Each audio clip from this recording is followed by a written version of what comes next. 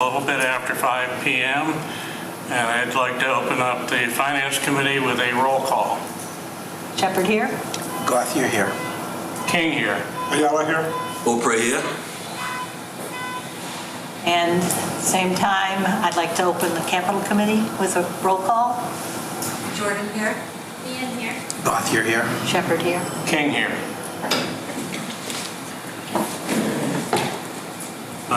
The first agenda item is the approval of the meetings from June 26, 2025. Has everyone had a chance to review the minutes that Val sent around to us? And if you have any comments, this is the time to talk about it.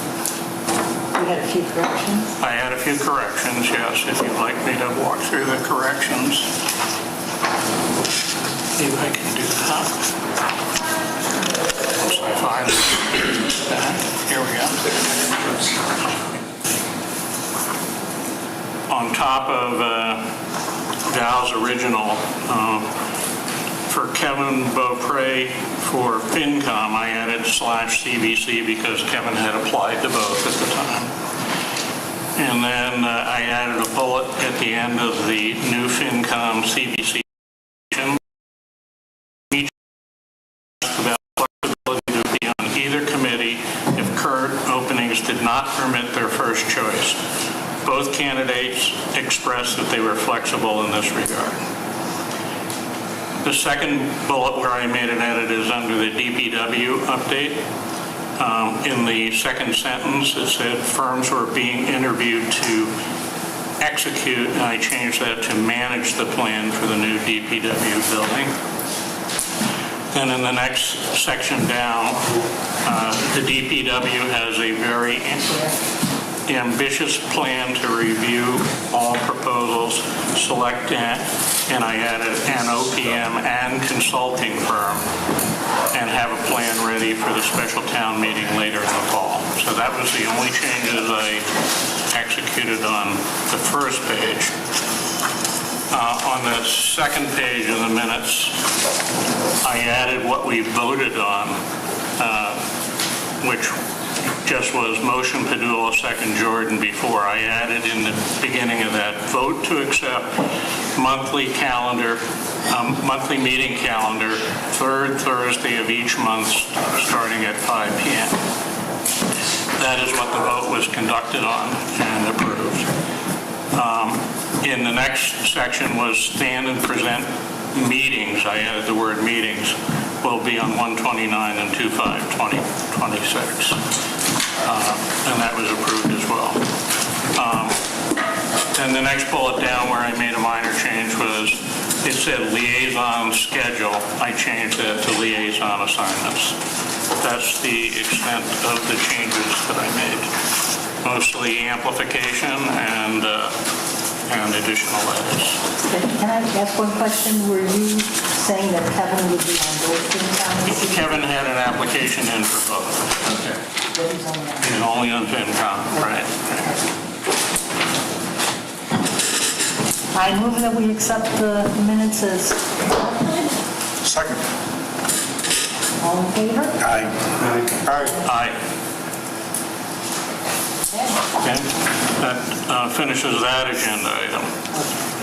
The next agenda item up for discussion tonight hopefully is short, and it's regarding library ADA compliance and capital funding discussion. Sure. Bill, the floor is yours. So one of the projects, at least since I've been here, 3.5 years, would be some ARPA project, which was the upgrade and modernization of the library elevator and the replacement of the lift. Been a disaster. Kind of. Parts delays, everything delay. The last piece of this would be the ADA entryway that is compliant. The one that we currently have is not. So on this year's special town meeting warrant, we're going to start with $25,000 until we have a more accurate number to build out that, they call it the storefront, the area where you can get in, so maneuverability to get into the lift and then get up into the library. I mean, it's been out for over a year now.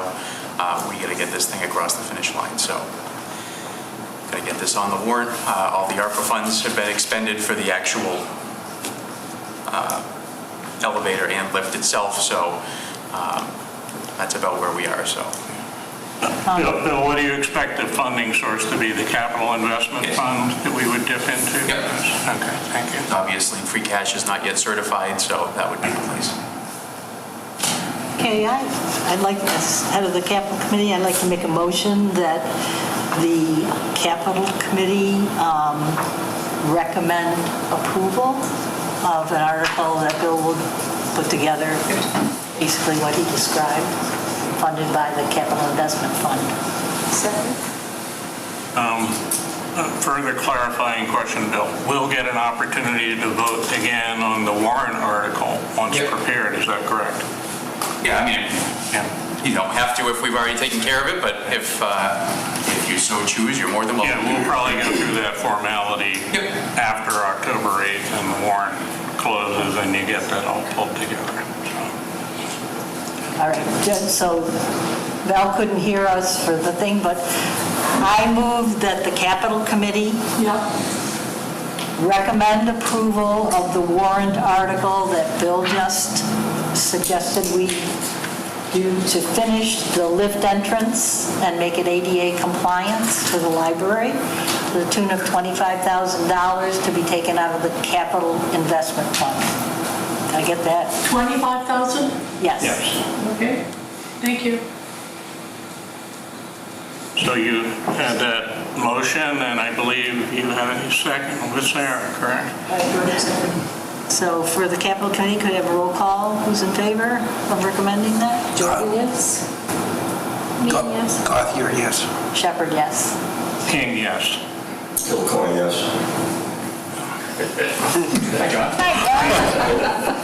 And did we get Marina? Yes. Committee, recommend approval. It's a capital item, right?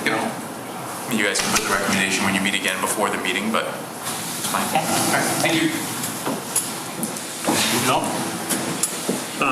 Next agenda item is going to be the main event for the night. It's the DPW Building Committee update. Brian and the building committee members are pretty much all here tonight to walk us through the current details of the DPW building. Good evening, board members. If anyone doesn't know me, my name is Ryan Meridian. I'm the DPW superintendent here in Sterling. Just wanted to introduce some of the people that we have with us tonight. So to my left is Jonathan Marini. He's the chair of our building committee.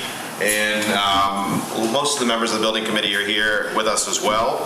Also to my left in the back is Tony and JP. They're from Weston and Sampson, so they're from our design engineers. And to my right is Brian and Steve from Vertex. They're from our owner's project manager. So you're going to hear from all of us tonight throughout this presentation. So we just wanted to kind of go through and essentially restate the need, right? We've all talked about this and why we're here. Our current facility was built in 1958. It's received numerous additions since that time. Since that time, we've seen an increase in road miles. We've seen an increase in responsibilities of the department and number of employees and the size and the quantity of our fleet assets. Also in that time, populations quadrupled. It was about 2,000 in 1958, and now we're closer to 8,000. We are well inefficient size to properly and efficiently store and maintain our fleet. So we have a multi-million-dollar fleet, replacement value, and we're seeing premature degradation of some of these expensive capital assets, right? Especially the bigger vehicles. Our spaces do not adhere to any OSHA or safety standards for our employees. We have 17 employees that work out of here full-time, plus 4 seasonal help. And we're looking to build a safe and up-to-standards facility for the employees. The facility doesn't meet current codes, doesn't meet building codes, ADA, any structural codes. It has very poor ventilation. It's very poor energy efficiency, a number of different heating systems. And I can tell you firsthand that the lift, the handicap lift, has been out more than it's been available for the last 6 months or so. We have an inadequate way to store hazardous chemicals. Everything's kind of stored in chemical compartments, which takes up room for other things. We don't have a fluids room. We don't have things like that. We're also located in a sensitive drinking water area. We have a stream right behind us that flows to Wachusett Reservoir. Our drinking water wells are within 1,000 feet of our property. We have no real stormwater system. Everything is just kind of runs off. And as you guys know, and as we've addressed quite a bit, we have underground fuel tanks that are nearing 30 years old at this point, and we're starting to get questions on their insurability. So, if we go to the next one. Wanted to touch real quick on repair or renovation of the facility. We received feedback from the Capital Committee in February that, kind of based on our feasibility study, that we were not going to explore the upgrade of the current facility due to these reasons. And I think we all, as the building committee and hopefully the Capital Committee, where we got the feedback from, kind of agree. Renovating this facility would trigger bringing the entire facility up to current codes. We've had some discussions in the last few weeks that we're not even sure that that's a possibility with the way the current facility is laid out and with the bones that are left with the current facility. Those current codes include structural code, accessibility, most importantly energy, and then the working and ventilation requirements. So it would also require full temporary facilities for the existing public works. You know, we still need to operate 24/7, 365 as we do today. So it would require those temporary facilities for likely up to 2 years or maybe more. It would extend construction duration quite a bit. Abatement of hazardous materials, asbestos, PCB caulking, things like that. Demolition and then construction of temporary facilities, all prior to even starting actual construction. And again, touching on the site, it's constrained by that watershed land, the stream in the back. It's a tight site. The Mass DOT right away in the front that cuts, almost kisses our building in the front. So essentially, you couldn't build that building today where it is today with setback requirements, zoning, things like that. And we feel that, and based on industry professionals who we have with us tonight, that the rental cost would be comparable to building a new facility of the exact same size that we have now, which would still be well undersized for our operations. So that's kind of where we are on renovating and repairing the existing facility. So I'm going to turn it over to Jonathan. So what we've done since the May town meeting where we got the $500,000 approved, we entered out to submit RFQs, follow the Mass Public Law procedure. We got 6 OPM responses and 4 architect responses. We narrowed it down to 2 of each. We interviewed them, and we've selected the most qualified, which was Weston & Sampson and Vertex. Then at that point, we kind of entered into negotiations and contracted with them. Excellent.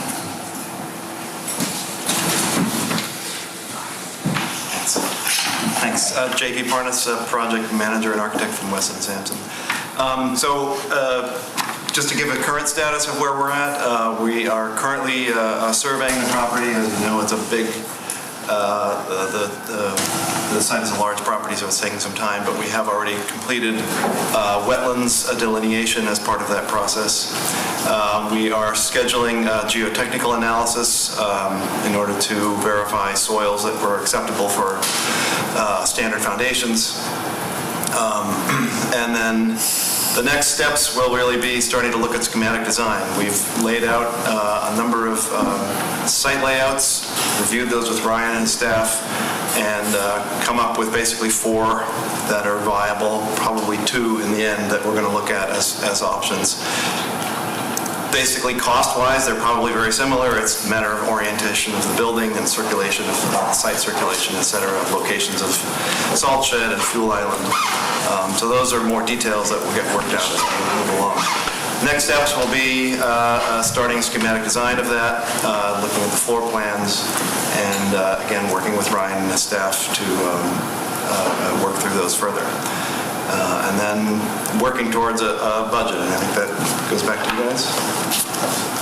If I could just be clear, this is the property you'll be able to state that station.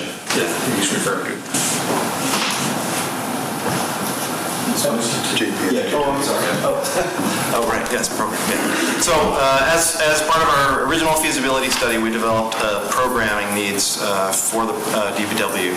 I believe that was done in 2021. Yeah, started in 21, Yeah. updated numerous Right, times. so we took that original feasibility study, which we worked on, and sat down with Ryan and went through space by space, verified, do you still need this? Is this the right size? We went through in detail the vehicle inventory, checked, make sure if there are new vehicles, and also made sure we understand what we need for future expansion. Are there additional offices he anticipates in the future? What number of vehicles might there be in the future so we can accommodate that in a new building? So that became an updated programming study that allows us to give a footprint for a currently proposed new facility. Using standard practices for programming, we came up with space needs sheets and a programming matrix, again, giving us that full footprint. And it is slightly larger than our previous study, partially due to making sure that we're expanding, allowing for future expansion. We're also bringing in additional shop space that wasn't in the previous study. That accounts for that increase. And then we have at the bottom here a list of similar towns, and you can understand the range of square footage of various DPWs. That is influenced not just by the size of the town, but the number of vehicles, the number of departments that a particular town has, the number of staff, number of highway miles, which indicates the number of vehicles. So there's a lot of factors that goes into determining that full footprint for the operation.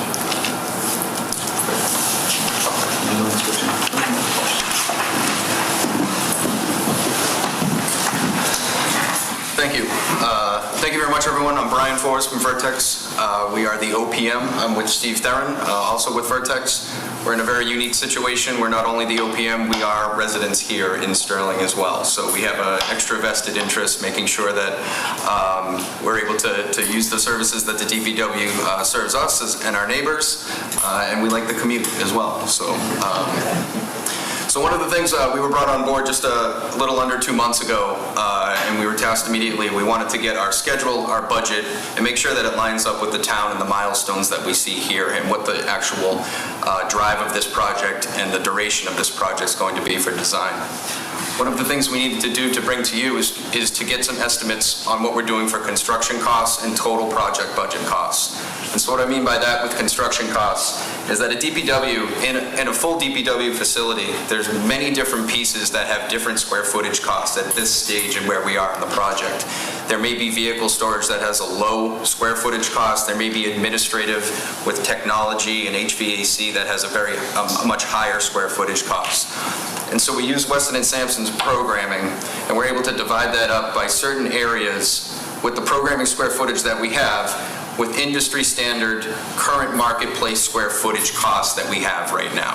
We've not gone out to a professional third-party estimator, as the drawings and the design is not really developed yet enough, and it won't get your bang for your buck to actually see what the actual cost is going to be. So using some of those square foot costs that we have administrative facilities, we have workshop and fleet maintenance, fleet storage, a wash bay, all of which that have different drivers and different costs for that. What that does is, when entered all of that in and driving it down to our total cost, we're currently right now at $27,421,000. For Sterling right now, that drives at an average square footage cost at roughly $472 per square foot. $742. Did I say? I mixed up. $742 per square foot. I know, me too. Obviously, that number can drive drastically with other municipalities based upon variables that differ from town to town. Your site development costs. Here at the Choxet Sand Pit site, there will be utilities and road infrastructure that needs to be accommodated for. That goes into our site costs that obviously can drive our square footage costs up or down. In addition to construction costs, next slide please. We need to add in our soft costs. That includes the fuel island and the salt shed as well, and escalation. That's correct. So, End of 26. correct. So as we look at this project with successful town meeting votes, what we try to escalate to is when we would be going out to bid to general contractors. So using the market and where we sit now, we used an escalator of 4% on when we believe we would be going out to bid for potential bidding on this project. So in addition to the hard construction costs, there are soft costs that go with any public project. That would include the designer, your project management fees, and other soft costs that go into the building. We like to say if you take the building and tip it upside down, all of the stuff that would fall out of it is part of our soft costs. This could include other utility back charges that would be part of this, testing, inspections, and commissioning agents that all need to be part of this in order to satisfy special inspections on projects such as this. AV and technology will be something that will be new and upgraded in a facility such as this. Any specific equipment from the DPW that maybe isn't part of the construction design that wouldn't be part of the bid, we need to have budgetary numbers for that. Whether or not the town or the owner is going to purchase a lift, say, we need to have budgetary items for that. And we also build in contingencies for this. In the event there's any unforeseen conditions, whether there's any requests from the end user about any ads during construction, the goal of anything is never coming back to the taxpayer for additional money. And so these contingencies are built into our budget so that we can dip into them under the committee's purview to use throughout the construction process. So at this stage and where we are in the project, we put a 20% add onto where we are with our construction hard bid. With a 20% add of $5.5 million onto our construction cost, the current conceptual total project budget right now is at $32.9 million. Next slide, please. One exercise that we wanted to bring to you, I know that Ryan had mentioned with the feedback back in February of 25 about not renovating the actual facility, but we wanted to use the same numbers that we did, that we were provided for the industry with the current programming as to what it would cost to knock the building down and build it as it is in kind. Using those numbers, we determined that a construction cost of this size, of what Ryan operates out of currently, would be $18.9 million. What that does not do is address any of the current programming that has been done. If you could see in the previous matrix that Weston and Sampson alluded to, there is some additional administration. I know there's some water department offices that need to be relocated. All of that would not be taken into account with this square footage.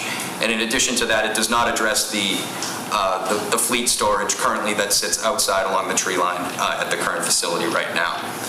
So with the $18.9 million construction to replicate what you have in kind, if you were to add a fleet storage building, as we've done with our exercise, you'd be adding another $6 million onto that, which could give you a project of approximately $29 million. So it puts us relatively in that same range if we were to replicate income and add a fleet storage facility. Next slide, please. I thank you to the town administrator and possibly some of you on the board as well who have provided us with some of this information, which is the potential impact of a project of this size on the taxpayer.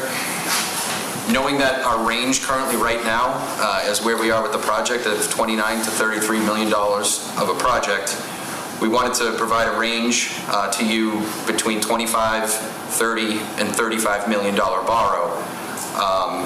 With an interest rate, one at 3.5, one at 4.5, and what the impact would be on the taxpayer. The analysis shows that on a 3.5% interest rate borrowed at $25 million, the average single-family home would be taxed $411.75. For every $5 million added onto that at 3.5% interest, you're adding about $80 more per single-family home. For a 4.5% interest for the same exercise, a $25 million borrow would result in a $464 increase on a single-family home. And for every $5 million added to that 4.5% interest would be roughly another $100 onto each taxpayer. So, with that, some of our strategy going forward. We understand that there's a lot of designing that needs to be done. There's a lot of cost savings that needs to be explored on here. And some of the, we put a few examples on here of what we would be doing throughout the design and some of the ideas that have been brought up at the DPW committee meetings in order for cost-saving options for this project. Those include collaboration with the municipal light department. There's been some interest from the department for sharing some of the real estate that are out there at the sand pit. That will be explored about some cost savings and some collaboration on maybe some of the road work and site development costs that need to happen. Maximizing our pre-engineered buildings, we understand that can result in some savings on square foot costs. We want to make sure that pre-engineered, that if it can be done and can be maximized, then we want to use that. Any on-site storage efficiencies. Ryan and the department currently right now, they do have the Conex boxes that you see outside the facility. We want to see if we can maximize any of those. If there's something that doesn't need to be tempered, that it can be kept in a box, we want to make sure that we can explore that. And then the potential of off-site storage, anything that's seasonal, maybe that doesn't need to be at our site full-time, that can be done as part of this project. Maybe there's other things that can be explored in order to keep costs down and reduce the size of the project. Lastly, there's the potential of the existing material that's on site there. I know Ryan has done some exploring and some investigation on what would need to happen in order to potentially sell some of the material that's being exported off of that site to help offset some of the costs. Just a few examples of what we're doing through here.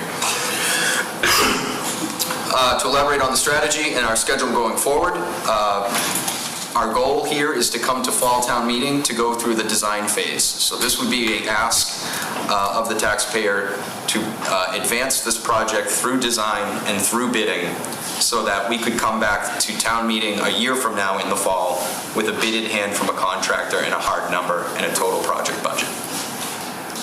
We would authorize, with this authorization, we would extend contracts to both Vertex and Weston & Sampson to fully vet and design this building through design development, construction documents, and the bidding phase, inclusive of a pre-qualification of a building this size. We would need to pre-qualify contractors that would be able to bid on this. So we have the authority to fully vet and make sure that we're getting the right person to build this building for Sterling. We bid the project in the summer of 2026. That bid period usually is between 6 to 8 weeks. There's usually multiple rounds of questions. We then open bids for filed sub-bidders, which are the subcontractors mandated by Mass General Law, and then the general contractors would shortly follow after that. We then would be coming to fall 2026 town meeting with our entire total project budget. We would reduce any of the monies that have already been allocated from previous town meetings and any unspent funds that maybe have not been spent from previous allocations to offset what that final ask would be for the construction funds. With approval in fall of 2026, we anticipate the physical construction to take possibly 18 months. The total project itself, there may be some lead-up time with permitting that may take a few months and some closeout and warranty that would take some 2 months on the back end. So this could be all of 2 years until we're standing at a ribbon ceremony with the new facility. So that is our current schedule right now. This schedule right here as well indicates that we would not be coming back to a spring town meeting in 2026 for any additional funds, as we would be hard at work at that point, fully into design. So to dig a little deeper into what the ask is for this town meeting here, and it's for the design, to further the design, to get a bid in hand. The current appropriation that this project has is $557,063, $500 of which was funded at the spring town meeting. We currently have commitments for the site survey, the designer fees, and OPM fees, which leaves a remaining appropriation of $256,826. For the town meeting ask, in this fall town meeting, we would advance the OPM fees by $300,000, the designer fees by $1.9 million, And we would have a contingency on that for any unforeseen as that we'd have during design. If there's any additional survey work, any geotechnical work that's outside the parameters of their scope, we would review that first before moving forward with it. The total of this design ask is $2,457,499, but we're going to also deduct the remaining appropriation from the other town meeting ask, which was the $256,000. So the current ask for this town warrant in 2025 would be $2,200,573. Is that above and beyond the estimate of 32,000? It would not, so that would make up part of that. So it's in that. 32 million, that's us. Number two. If we come to town meeting in 2026 and the total project budget is $32 million, the ask would be deducted of all of the previous appropriations that have been preceding that. This ask is approximately about 7% of what the total project budget that we anticipate it to be right now.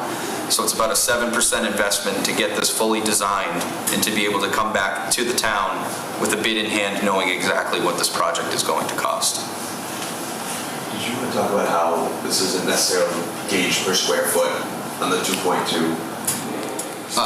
Correct, yes. So for a project, regardless of the square footage of the size of the building, you need to design it and you need to have the management in order to design it as well. Regardless of whether we have a $37,000 program or a $42,000 or 40,000 square foot, such as Hudson, who just opened down the street, or Holden down the street as well, these costs are pretty rigid on what this is and would not fluctuate regardless of the size of the building itself. These will be the costs in order to develop, go through our exercises, go through the cost savings that we had talked about earlier in order to provide the best facility here for the town. That said, I can turn it back over to Ryan or Jonathan, and we can go through any feedback or questions that we have. Thank you very much. Thank you. The floor is yours, Mark. Thank you.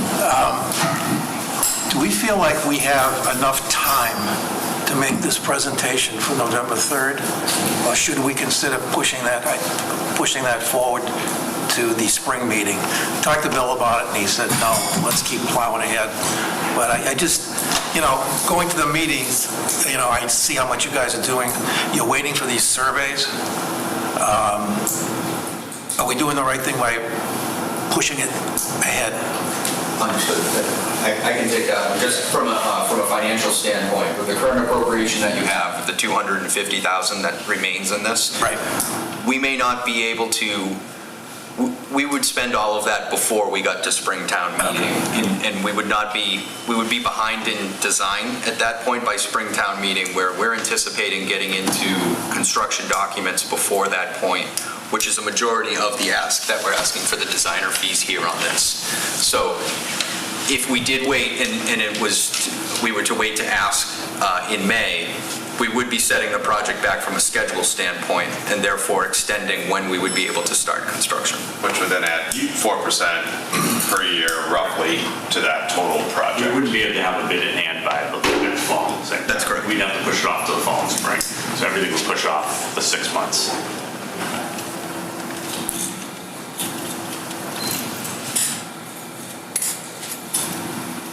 The question was, is there enough time to prepare for fall meeting? I think that there is. I think that if I was standing here a year ago, should I be at the podium? Do you want me to keep bouncing back? If I was standing here a year ago without Weston and Sampson and Vertex behind us, I think I would be much more leery than I am today with this team. So one of Vertex's main roles, and I kind of learned this through this process as an owner's project manager, is to help us sell the project. So now we have professionals on board that can assist us with the different materials that we need and presentations such as this to help us sell that project. I think that, in my opinion, we can get the most bang for our buck in a shorter duration than dragging it out maybe over an entire winter. folks have shorter term memory when it comes to town stuff like this. Like you guys were saying, this is one of the most attended meetings, and it's just, we see it at our DPW board meetings. So I think that they kind of have shorter mindsets when it comes to this kind of stuff. I think we can get in front of a lot of people between now and November 3rd. What was the date? November 3rd. And see what we can do to sell this project. That's my take on it. So I feel comfortable with the team that we have around us to be able to do that. Now, if it was debt exclusion, you have to have the election. When would that be to prove that by 2/3 vote? Bill had mentioned to me recently that he is proposing the day after the town meeting. So 11/3 would be the special town meeting. 11/4 would be a vote for a debt exclusion associated with the 2.2 million appropriation request here. And that looks at the entire planning process, so that includes that 500 as well. For the debt exclusion part. Yeah, we would roll the previous monies back into that debt exclusion, so it would be the 2.2 plus the 500K that we allocated before. That we would seek the bond for that amount as opposed to just the 2.2 million. And what would your contingency be if it failed? We would be back to you in the spring with something else. Probably similar or higher costs with escalations. We would probably rework the way that we sold it, or we'd have to obviously go back to the drawing board for certain things. But we would also be looking much harder at some of the larger capital expenditures that we would need to get through the next 5 to 10 years at our building. So it would be kind of possibly hitting double at that point. We luckily, with the amount of money that the contracts came in from Weston, Sampson, and Vertex, we have some money to continue making tweaks to the program, if it did fail. But I would be looking much harder into some of those capital things that we've talked about at 171 Worcester Road. Roof, floor, fuel system, salt shed, things like that. So that said, you would, in essence, revert to what Mark had asked you about earlier. We would fall back to the spring meeting to get things rolling. We'd come back again in the spring if it failed. But we continue to design based on the current plans, right? We wouldn't make it the whole way. We wouldn't run out of money. Right, you'd run out of money, but every time you make another step, you make another commitment to whatever you design. Yep, that's correct. One question I wondered about is, did you look at the airport as a possible solution to this? The airport had a very high price tag associated with it, and so no, it was not explored as simply because the site that we're looking at, we were trying to save as much cost as we could, and the site that we're looking at cost the town $0 right now, and that would have been an additional $5+ million onto the cost of, and we would also have been right back in DC Har's watershed, which we would really love to get out of. It's very difficult to build within that watershed, especially industrial type buildings such as this one. Not that our building is going to be polluting any watersheds, it's just their rules are very stringent and add an extra layer of permitting and difficulty onto that kind of stuff. We did look at every town-owned property that could be used. We did. That's this not was the town. most underutilized kind of spot, and it's kind of back of house. It's not forward facing where I don't think the DPW. It's in an industrial area already, right behind the DOT depot. And as Jonathan said, it is really underutilized. If you go in there, yes, there's piles all over the place. They're only there because they can be. And it was easy to do. It doesn't have to be managed in that way. It's just the way the town managed it for the last 40, 50, 60 years. I don't know how long it's been open for.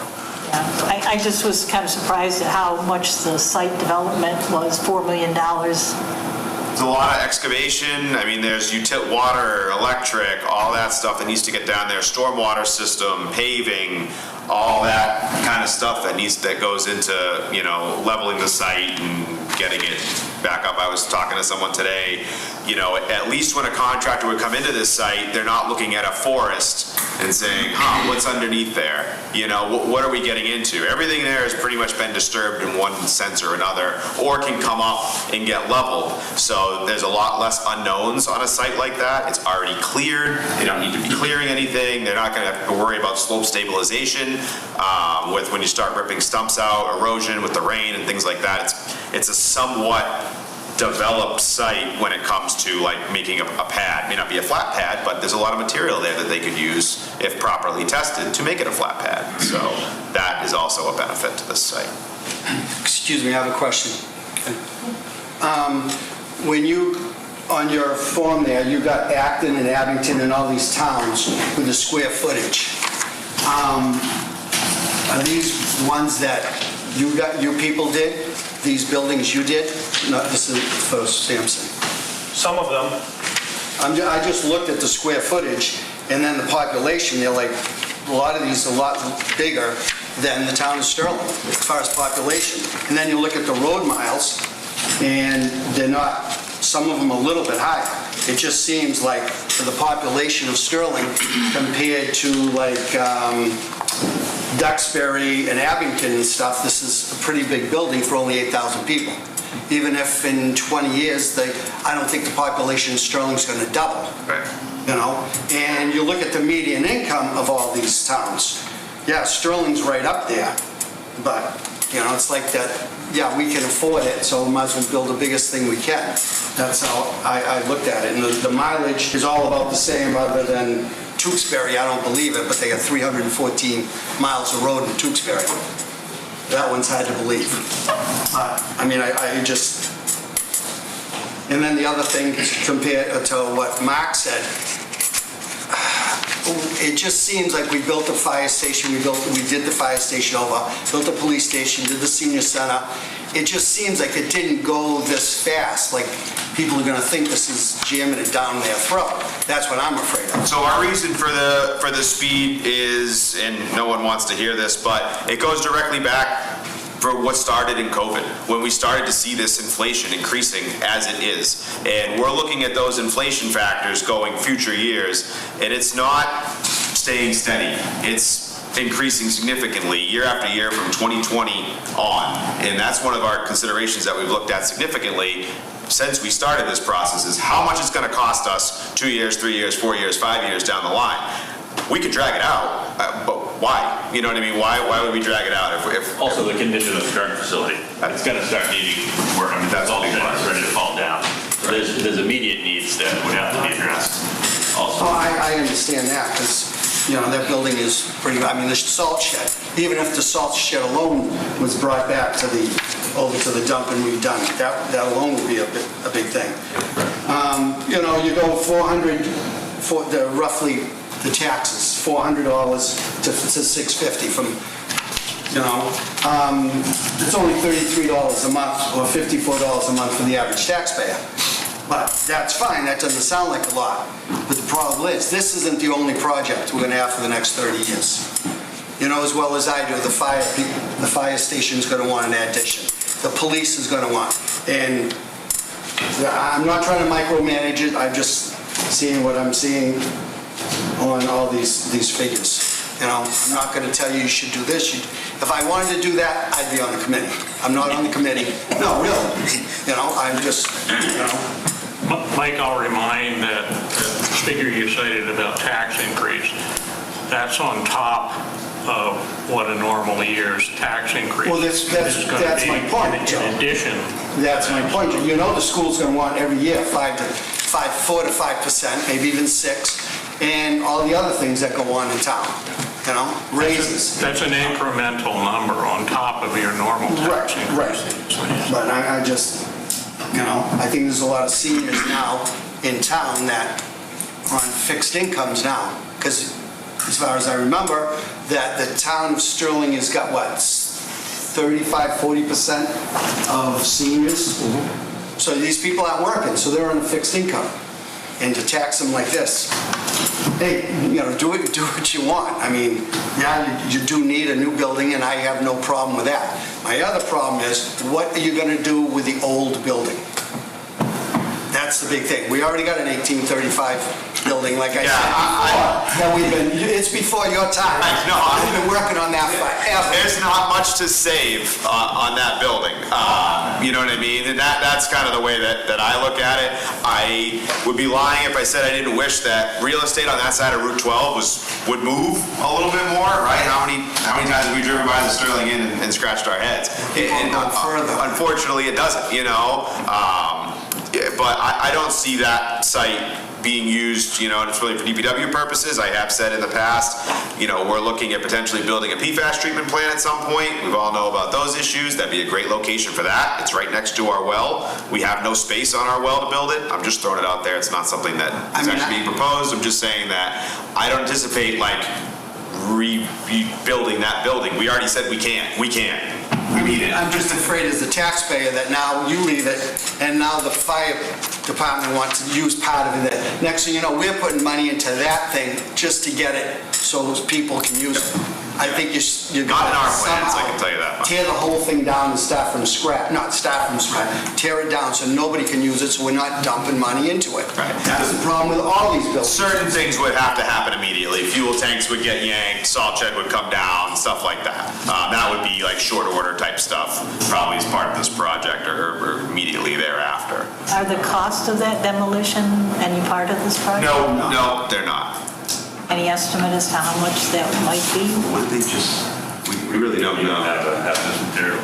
Yeah, no. The first thing we'd have to figure out the material you're getting rid of. Fire department can practice on it. Sure. Burn it right down. I have two requests for questions here. First from Kevin, and then I saw John in the back.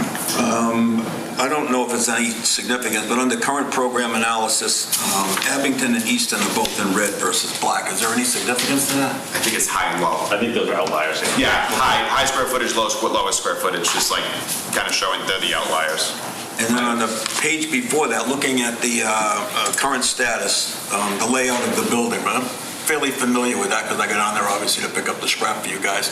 I think from the end of the road to where you can get to the end of the sand pit, and obviously I know that you can still go further, but we'll just say that the current marker is probably, I'm thinking in the vicinity of 250 yards.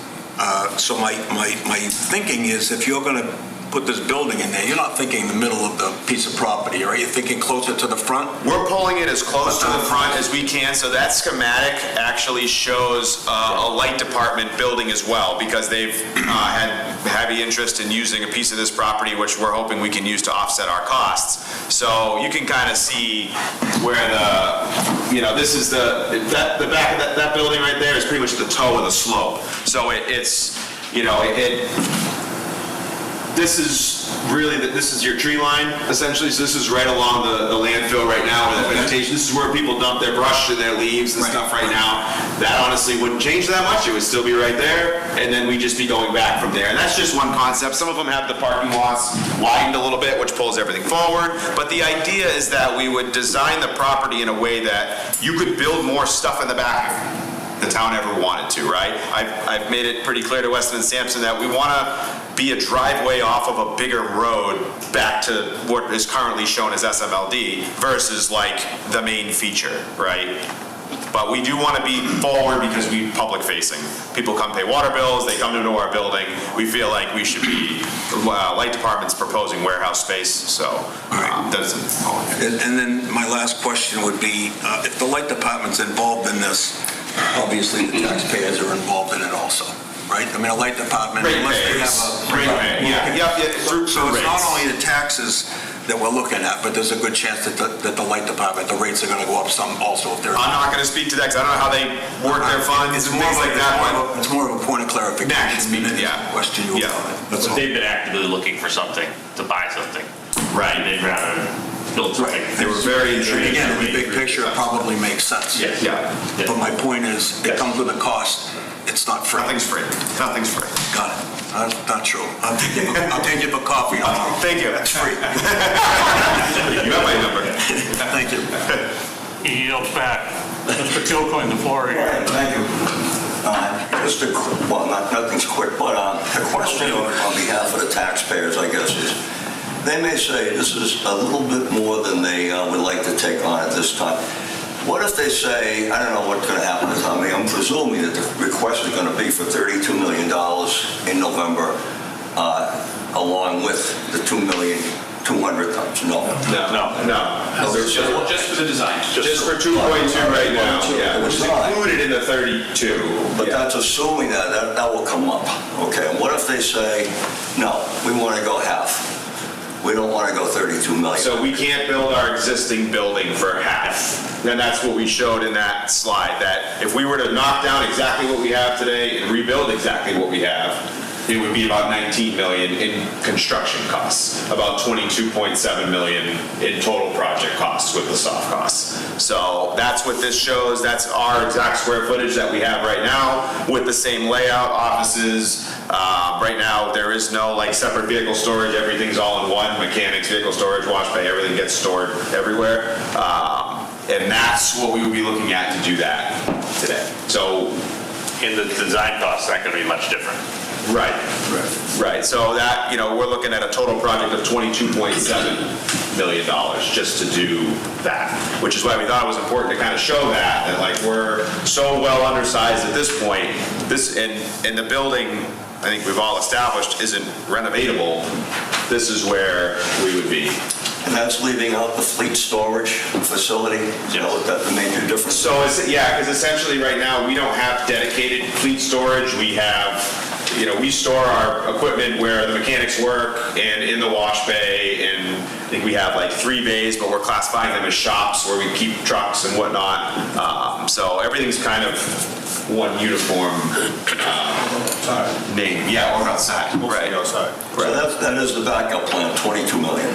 I wouldn't call it a backup plan because it doesn't fix anything for us right now, except for it takes away the need to do the capital items individually on the building, but it doesn't fix any of the issues that we're having with the functionality of our current building.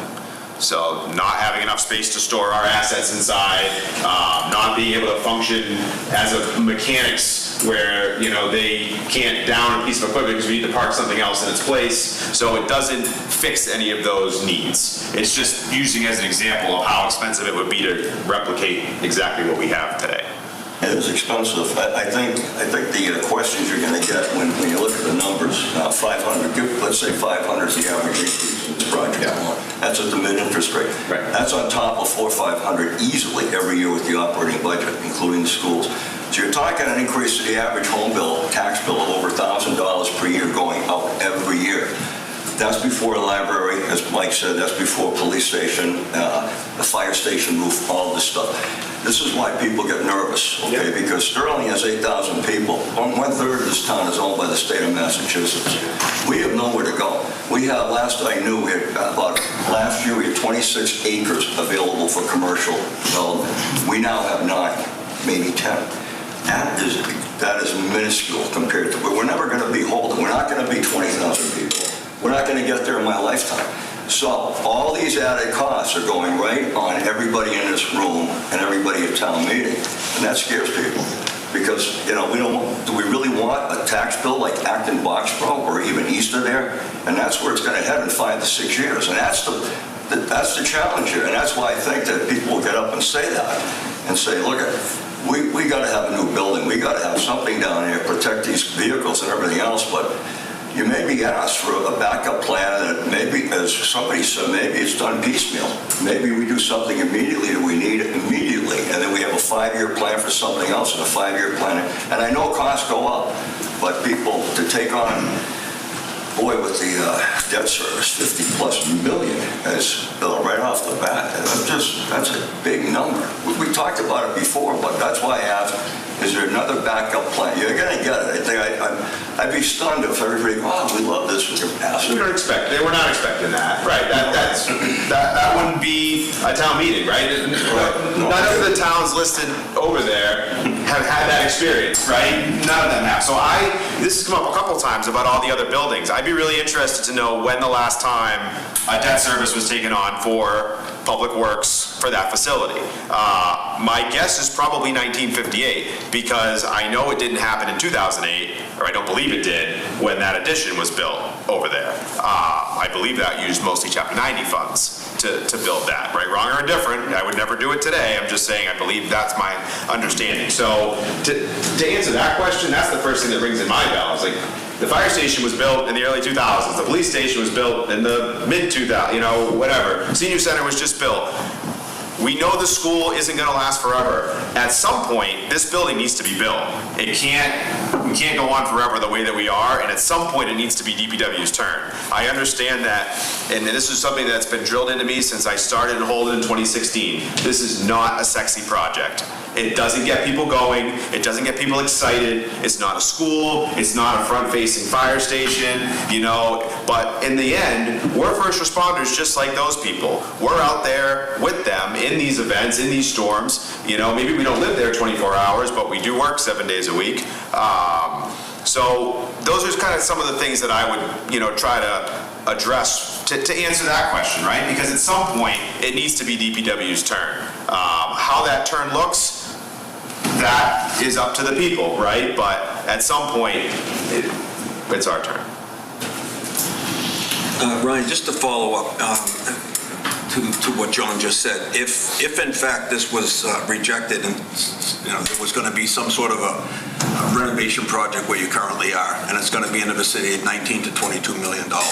From a business point of view, I would stand up and scream, it makes no sense when you could put a brand new building down there for $19 to $22 million. Right. All right?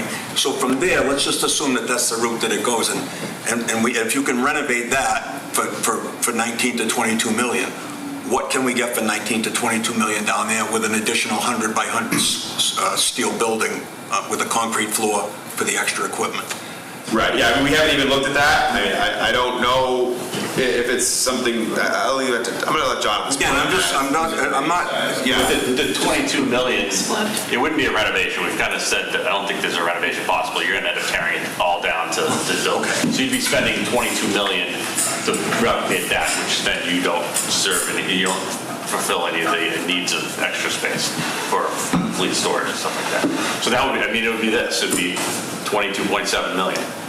So what if it... You wouldn't have, you'd still have all your equipment outside.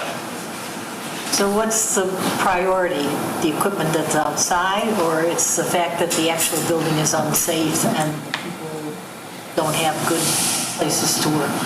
Which is a bigger priority? Well, I'm never going to say that safety isn't the first priority, right? And that's the first priority. Employee facilities, a place for the mechanics to fix stuff. Do I want to store diesel equipment outside? No. We kind of Tetris most of our stuff into the building before a snowstorm at this point now.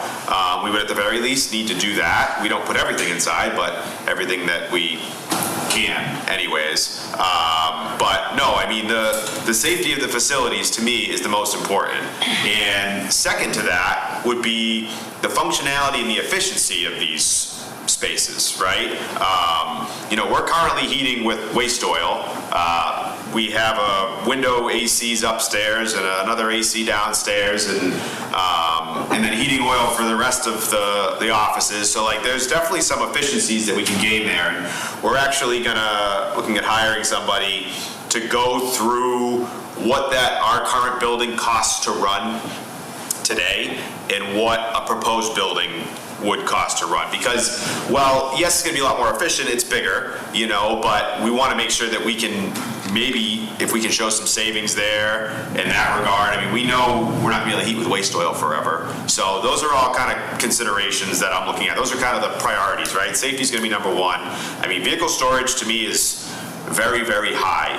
But then how do I say to the mechanics, you have nowhere to work on equipment, right? That's a priority because that ties right in with the safety. Right now, they don't have the room, they don't hardly have room to function next to a truck to work on something. That's a safety issue, in my opinion. So everything kind of ties together. I don't want to say we haven't had these tough conversations. Things that go through my mind all the time, but this is what our program is today, and this is what we think needs to be built. And I want to just clear that I said needs and not wants. We've slashed all the wants out of this building.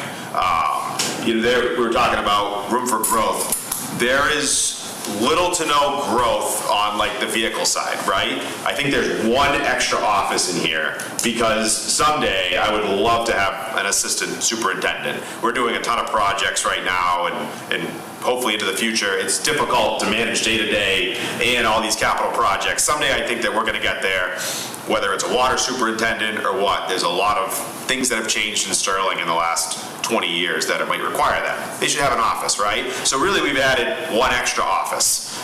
We're trying to get our water department out of an old bathroom. So there's change, yes, there's some room for growth, but it's not exorbitant by any means. We're not building a building with 30 extra parking spaces inside. Right, the way that it's laid out right now, it has all our current equipment that should be inside, and the stuff that doesn't need to be inside is outside. All the gasoline vehicles are outside, all the trailers are outside, all that stuff's outside still. It's not like we're trying to fit everything inside. When you have fleet storage there, is that an integral part of the building, or is it a separate building? Currently it is. So that's why you see all these things, workshops, fleet maintenance, fleet storage, and the wash bay are all one number. But what we broke out on the right is this is how it would be broken out in the new facility. We would actually have areas for those. So there'd be 4,000 square feet of workshops, 5,500 square feet just for fleet maintenance. Almost 20,000 square feet for vehicle storage. It's one giant room, essentially. Now, would that require heating? Very minimal. So they usually heat it to about 40 degrees, 40, 45 degrees, enough to be tempered. What we've seen a lot is a tube radiant style, not a floor radiant, but a tube radiant. What it does is it heats the stuff inside the building, it heats the trucks, it heats the floor, so that when you open those big doors and drive 10, 15 trucks out the door on a salt event, you're not losing all your heat. So tube radiant, what do you guys refer to it as? Conditioned space, I think they call it. Minimally heated. Yeah, minimally heated. Is that similar to like Holden and some of the newer facilities have done? Yep, so we actually did some tours last week. We saw one with the tube radiant and one with forced hot air. Forced hot air is like what you have in here. As soon as you open those doors, see you later, and it's all out, and you gotta start from scratch. With the tube radiant, you don't need to do that. And we have nice, big, heavy iron things in that building that can work to help heat us, those trucks. I have a question. Do we know how much you're saving by not having to do those capital costs in the current facility? We've thrown out some numbers in the past. I don't have them with me today. I feel like it was on the order of like $5-ish million in the next 5 to 10 years that we'd be looking at. Honestly, the costs are changing constantly, and we've spent the last month drilling down on what does a fuel island cost, what does the salt shed cost. So I could probably come back to you with some better numbers. $7.5 million is what we came up with? Okay. Consider that as a savings to the project, so I would probably deduct that from the $7 million, probably from the 32. Correct, because that would be coming anyways. The roof is the big unknown. We don't know what's up there for hazardous materials that need to be abated, and it's leaking, unfortunately. The other problem is if you spend $7.5 million in that building, that may trigger all code upgrades, because it's going to be over the 33% threshold. Well over the value. You have to then bring the entire building up to code. Mark, the floor is yours. As most of you know, I'm one of the 5 members of the building committee. And I just wanted to say a few words of what I've observed and experienced so far. First of all, Jonathan is the chairman. Jonathan works in this business, has been extremely helpful in asking questions of our consultant. Drives from his office in Newton to our meetings here at least twice a month. And he's a young guy with kids, and he's definitely helping the town out. The other thing I want to talk to briefly is the visits we had last Friday and how I approached it. I tried to spend my time with the 3 guys who are actually working over here, 2 mechanics and Paul Garati. And the first thing I noticed when I walked into this beautiful facility in Holden is Paul was just amazed and just overwhelmed with how nice it was. And we talked about how he could work there and how he wouldn't have to be out in a snowstorm putting plows on. Okay, this is the real stuff that we're talking about. I think that the storage and the mechanic stuff, that's the priority. We saw some beautiful locker rooms, admin offices, but, if we think about the safety of our people that work over there. And then I talked at length with the two mechanics, and they didn't come, rushing over and saying, hey, you know this and that, but we were talking about the fact that we cannot put a six-wheel dump plow on a lift in our current facility. We don't have the capability of it. So they were describing crawling underneath these things. I don't know how many you have, one or two. Quite a bit. And they were saying that just recently they were trying to fix some hydraulic hoses. They burst and spilled all over their face, the hydraulic fluid. I mean, I think we all agree, it sounds like, that we need to do something, but those are the real things that jumped out at me on the meeting. And like I say, the rest of the board, they're there, and, I'm always the wet blanket thrower at these meetings, okay? And everybody treats me respectfully, and, I appreciate that. But a lot of times I don't have things to say that they want to hear. So anyway, that's my 2 cents. Thank you, Mark. I'd just like to expand upon that a little bit, not take up too much time, but having spent the last 15 years in the public works field, the public doesn't know what we do. They think we patch holes and plow snow. And it's far beyond that. I mean, everything that you touch or look at when you leave your driveway in the morning, Public Works is responsible for. And on the mechanic and maintenance side of it, that's my background. I've been in that field for far too long.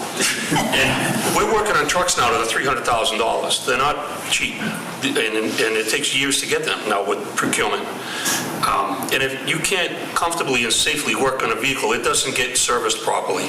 And that's really bad when you're spending, a municipality spending that kind of money on equipment.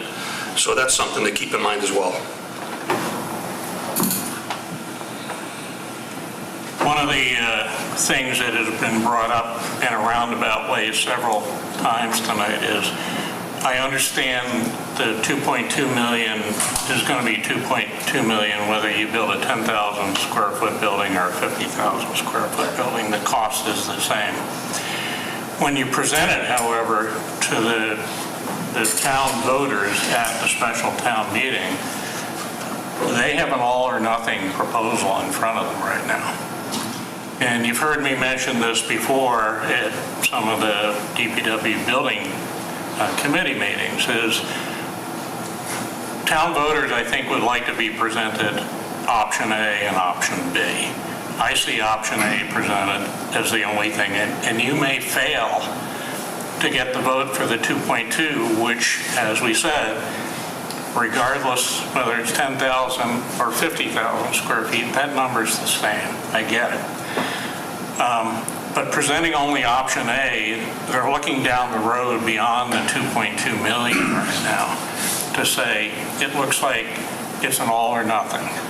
And they may shoot you down because they view it as an all or nothing, rather than down the road, because we got the plans and we've done the planning properly, you could either have option A or option B. Option B could be less money than option A, as perhaps only a portion of this at this point in time, and snow plow more funding till later on in time to build out what you eventually want on it. So I think that's a critical matter in terms of how you present this. With only option A, I think you stand a good chance of not getting approval. The other thing that I think you have the golden opportunity right now is you are going for a debt exclusion vote. If this passes on November 3rd, you will have, as Bill said, a vote on November 4th for it. If it doesn't pass, well, then you won't. Well, we still will, it just won't mean anything. It'll be meaningless, right? You have a golden opportunity at that to put as many non-binding questions on that ballot on the 4th as you want, to gauge what options are the town willing to support. So I'm gonna let Steve want to talk to this. I'm gonna let Steve speak to it. I am Steve Theron with Vertex, the owner's project manager, working with Brian. Also a taxpayer in town. We've all each done the math to see what that impact would be on our own homes here, so we certainly get that.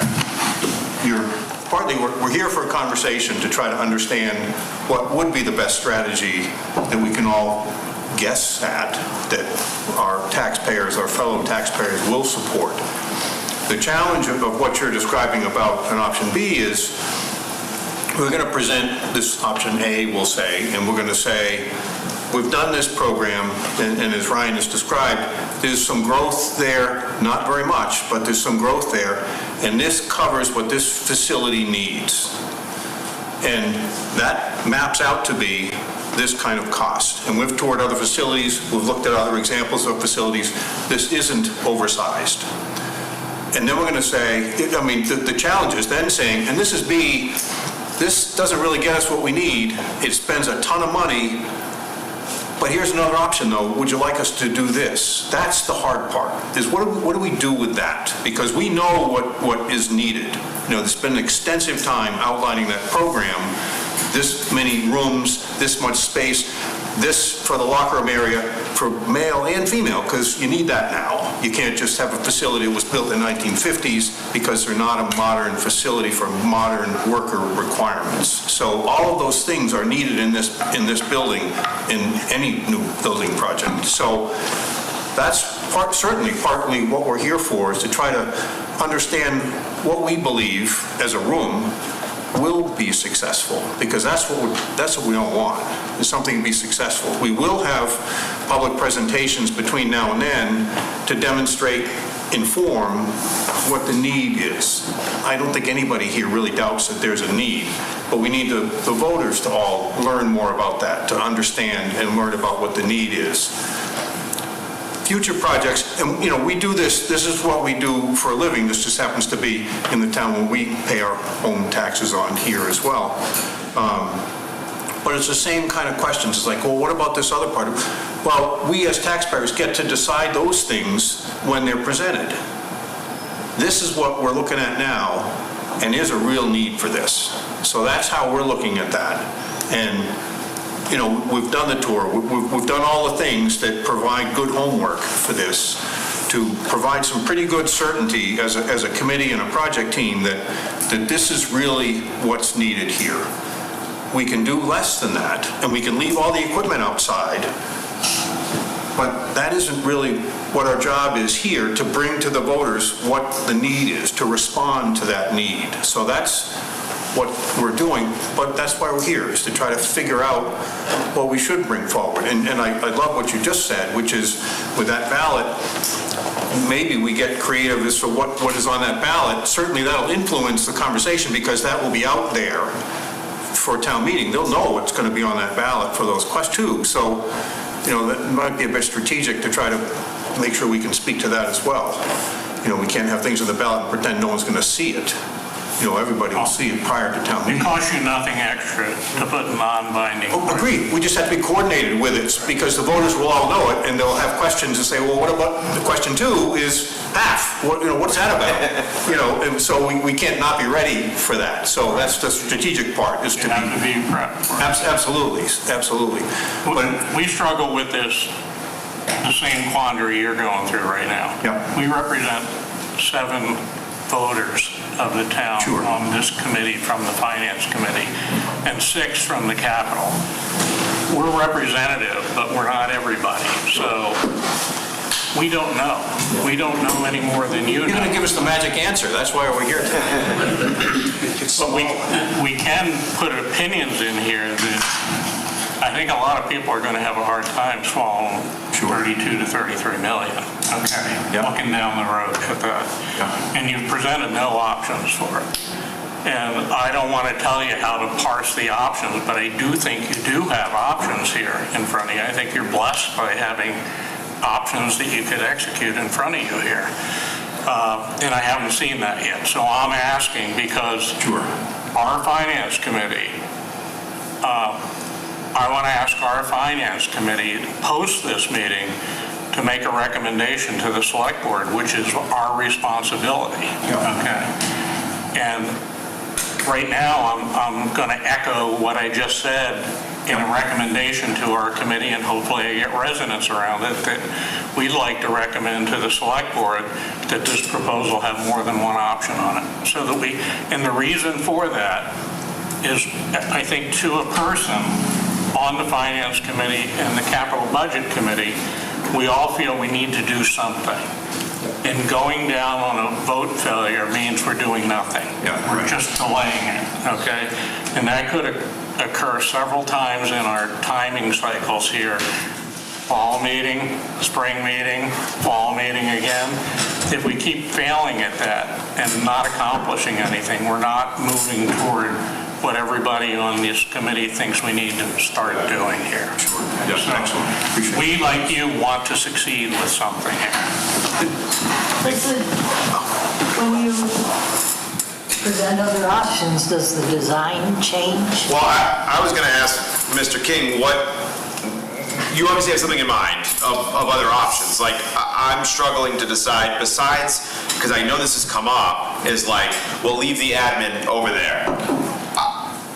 I won't work in that situation. I've done it once already. Everyone talked about how great our department functions now and how much of a change they've seen, and a direct relation to that is that our admin staff works directly with our field staff every single day. The water cooler is directly outside my office. I talk to every single employee in that building multiple times a day. We can't function as a department being separated, or if I had an office here at the town hall or something like that. So I know that that's the most expensive space. I'm struggling to envision a situation where we would present two options. They would clearly be of different monetary values, with one being lower. I look at that as presenting one option. I don't see any case where people are going to be like, oh, yeah, no, they definitely need the higher options. Like, I view that as going right back to one option, just a lower one. But I'm interested. We haven't really gone through other options because this is the need at this point. So I just struggle to see the multi-option thing doing anything other than people going with option B. That's kind of where I'm at. I disagree that there have to be two options, and I'm not happy that you spoke to me in this way. Because when I read the slideshow last night, and then I watched the presentation and listened very carefully, I feel that I trust Mark on the committee and the EPW members, and that to have considered options, and when I go in as a taxpayer, they say, here is what we considered, here's why we rejected. What did resonate with me was the sense that if it does go down, it goes down. But I trust the committee to have considered all the other options and to bring me as the taxpayer the one that's best for the town. And I think we agree. I think we agree your analysis is pretty rigorous. It's more, can you eat the elephant one bite at a time? Do you need to do everything day one? Right. Inform the people we want to get here. We want to get to the building that you presented with all these features in it. We will be back to you on one of the options later on to do that. That fulfills your need, okay, but tells people up front, we're going to do the design work for the entire shooting match because you've said it. I agree. Whether you do it for 10,000 or 50,000, it's the same number, okay? So you plan for the future, you roll it out in stages. That's the option approach is what I'm talking about here. What are the vital few that you need on the immediate thing, and get the money for that and get moving on it? Because we want to move like you want to move on this building, because we do see a crying need for improvement here. And do you need to do it all in one thing? And I hear all the arguments, yes, 4% a year for every year you delay and all that kind of stuff. You know, I see people around town put up a starter home and then they double the size of it later on. They experienced the same 4% a year, but they decided to do it that way because that's what they could afford at the time. So I view it as come with everything. They may vote it through on everything. I'd personally be surprised. Or you can give them the starter home approach to life. And So we're just asking for the design costs, which would be the same for a starter or, right? I understand, John, but hanging out there is, I'm given the design cost and a tacit move ahead on 32 million. You're not laying out the fact that, hey, it may be 16 million and then another 14 million later on that we're going to come back. We could do it where we're just asking for the design costs. It's being designed as a multi-phase project. We're going to bid it out in the fall, and it doesn't come within the budget we want, we can then put it back. You'd have to go put it back out for multiple phases. It would end up adding more money to the project. No doubt, because you're going to get the inflation factor on it. And it would also mean that, there's lots of added costs to just adding on. aside from the exhaustion of the taxpayer, and this is something you have to balance, right? And this is something that we have to balance, you guys have to balance, and the taxpayer has to balance. Do they want to come back at 10 million at a time, or do they want to get it hit once? Because the way I look at it, and I think I asked Weston Sampson to look at this just last week, because one of the big things is, we build this so that it can be closed in, or we build this, the canopy, so you can make it inside, or we can add on to this, or we can do this. How many times has that ever actually happened, right? Because as we're 5-10 years down the line, well, that fire station's 10 years closer, and that school's 10 years closer, and all those sexier projects are 10 years closer. So when we come back and say, hey, remember us, we did a third of what we wanted to do, we want to do the second third, it's like, oh, well, sorry, we now have a school. And then we're right where we are now. So and I'm not saying it's not a good idea, because I'm intrigued by it, but that's my concern about it. And I think we all can agree that that could be an issue. Is it a way to get moving? Probably, possibly, I guess I would say. But that's just my gut reaction to it. I'll echo, I think this committee wants to get you moving. Right, I understand that, and I sense that. We want a nod. I understand. We don't know how to get a nod. Right, it's hard, this is different. But I will stress, if you give some careful thought between now and November 4th, which is when that ballot's up there, you have a golden opportunity to gather data on that. There's an MGL section that says you can do it. You have to adhere to a couple of timelines here, but you can do it. You can well form your questions on, would you prefer to do this, or would you prefer to do that? Okay. And if you don't do it, you miss a golden opportunity to hear from maybe, there's 7 here and here. 300, hear from 12, you'll hear from 1,200 on a ballot vote. Yeah. Okay. That's a lot more than 7 and 6. Okay. That's kind of what I'm stressing. To Joe's point, the thing about stretching this out, it doesn't make it cheaper. I think we need to be all in, and if it fails, it fails. You fail trying. It's a big number, and I'm not crazy about it. If the town commits to put $2.2 million into this, and we get all these things, and then we decide to walk away from it, then we just wasted $2 million. By the time we actually come up with another plan 2 to 3 years later, whether you like it or not, we're back to 27 million and the building is smaller.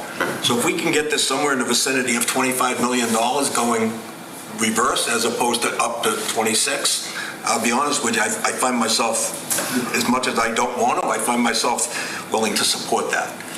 But at the current price, it just seems a little bit. Again, I know what you guys do. I deal with 8 or 10 different municipalities, and I see these buildings, and I go, we do a lot of functionality out of a piece of crap.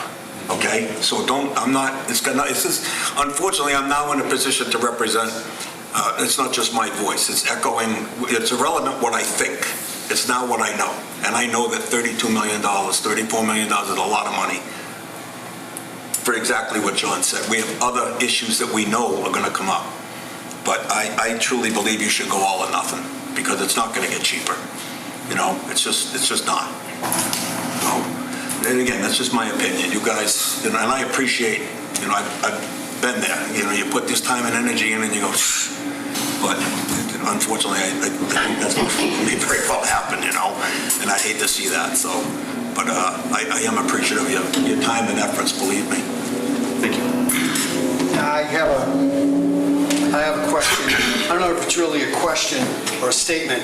You have like fleet storage, 20,000 square feet, and you said you want to put all the equipment inside? All the diesel equipment, Okay, not the pickups and stuff like that? those are not accounted for to be inside.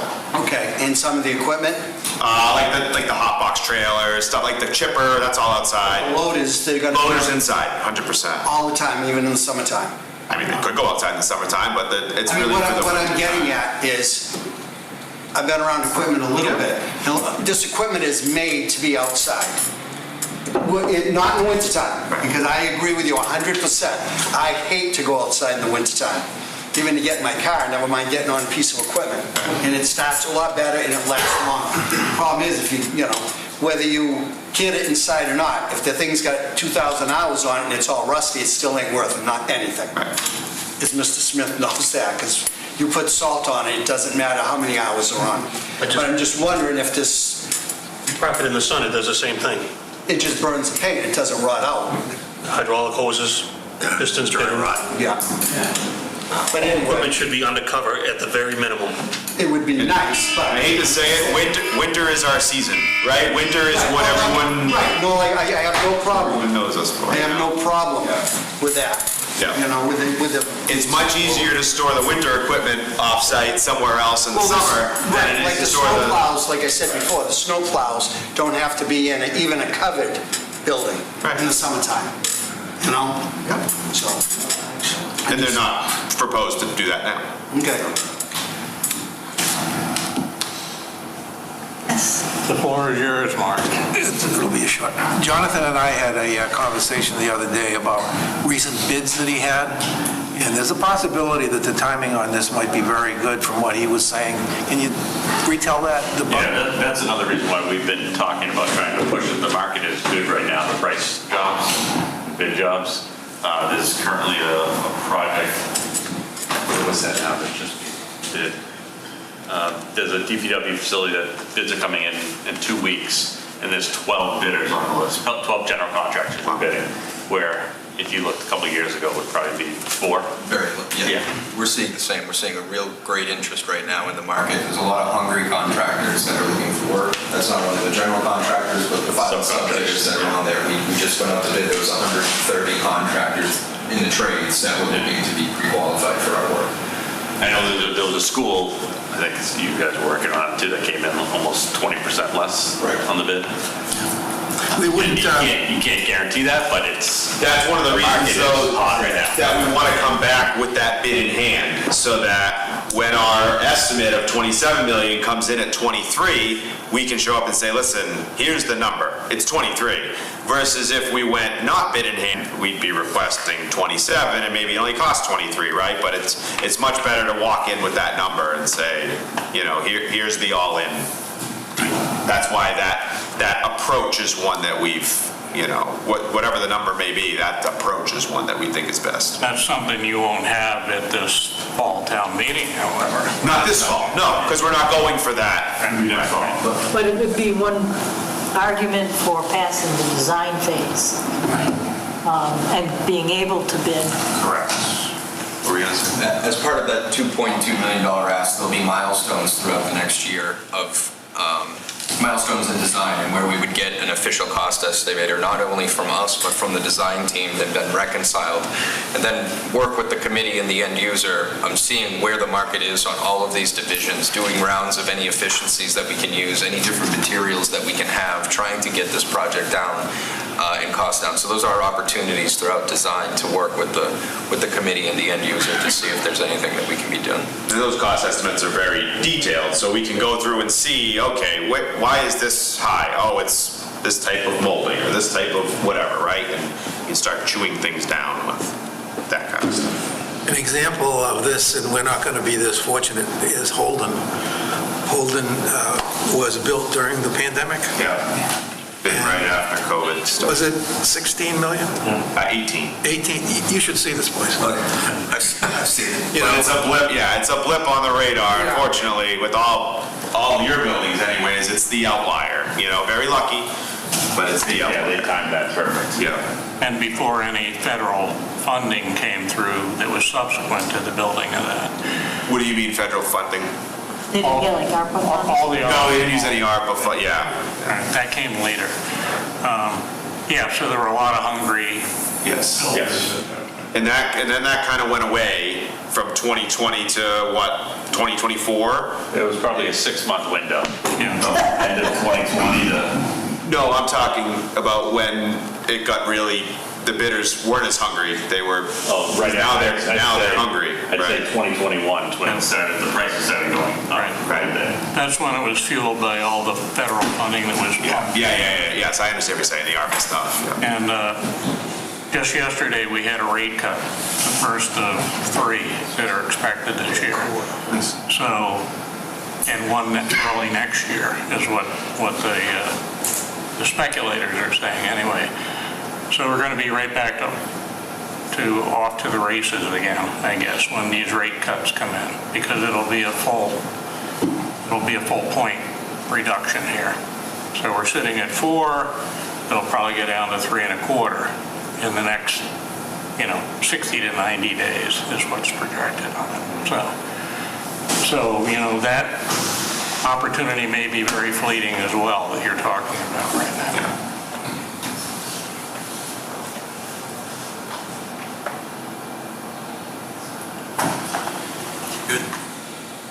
Have we exhausted it, committee, or are there more questions out there? Mike Padula, I did look up Sheila Bean's presentation and she says last year at the Standard Presents, 22% of the town of Sterling is over the age of 65. Okay. It's only going to get worse or better, however you want to say it. It gets better, it's actually worse. Worse or worse? You count for 10%. That's right. I'm in there too. If there are no more questions, thank you guys very much for listening to us and taking the time, reviewing it and whatnot, your feedback. We appreciate it. All right. Thank you. Thank you. Now we'll get back to a more normal audience, I guess. Yep. Thank you. Ron, No, don't get in the flow. It's still good. That's a good try, though. We have that striped shirt, we saw you. Come late, leave early. All right, brilliant. Thank you all. Nice meeting you. Thank you, Brian. You too, thank you. Just up there with the school. Yeah, right. It's like a fish. All right. Where were we? Pull up a chair and get comfortable. Thank you for all that spirited discussion. It was a great discussion. I want to take the next agenda opportunity to welcome our new FinCom member, Kevin Dupre. Thank you. Welcome, Kevin. Thank you very much. And our new CBC member, Marina Meehan. Everybody's sworn in, correct? Correct. Okay, excellent. I guess it's too late to ask that now. I had somebody do it. With that said, I think the next agenda item, and hopefully the last, so we can get out here and make John very happy that we get out here at a reasonable time, is liaison assignments for it. And I'll remind for capital-intensive departments, we have traditionally assigned a capital and a FinCom person because they are so big, so many things to deal with. Sometimes that's the same person if you happen to be a FinCom and a capital budget member, but it can be 2 different people as well. So. And I guess I would also ask that people keep in mind, and there are some of us that are retiring after the end of this year, and so this liaisons is a good opportunity to bring somebody newer combined with somebody who maybe is more experienced and try to, bring the next generation up to speed on taking over. So just keep that in mind too. Yeah, so not to put anybody on the spot, is anybody retiring after this year? I believe I am. He is for sure. Okay. And I'm my finance is up, and I only have one more on capital. So are you going to stay on capital, or are you retiring from both? Don't ask her questions like that on TV. I'm thinking about it. Discussion. Yeah, I believe I'll be retiring at both. Okay, so then you want to pass the baton then? Yeah. For the learning experience, Yes. liaisons, correct? Yes, I think it's important to, That's it. especially on the key committees, that have a lot of capital intensive. Okay, good point. Very good point. All right, so how do How we start? easy, are you gonna, I haven't decided yet, to be honest. He's having so much fun here. well, now that you're not working for Bloomberg. Yes, maybe it'll be. Maybe it'll be easier to Maybe it'll be say. better. Okay. So do we have to vote on these things, each person, on this I would suggest, liaison? we get it laid out and we have one vote approving the whole thing. Okay. Better than I voting. can make it real easy for me. You don't want to be a liaison for... I want to be the same as I was last year. How's that? So you like where you were? Yeah. Because now the DPW, I'm for the DPW if Ryan doesn't kill me now when I walk in there. But Liz was with me on that because you had a capital and a finance. So I don't know. So I'll remind what you had then, and you can confirm. You had Agricultural Commission. Yep. You had Animal Inspections. Yep. You had DPW as a FinCom rep. Yes. And you had Town Planner. Yes. And you had Planning Board. Yes. We all have Town Administrator, so that doesn't count. And you had ZBA. Yep. You want all those again. Yes, sir. That's a load of 7 as your liaison. I'd like to keep mine as well. My expertise is the administration piece, the municipal, so I think.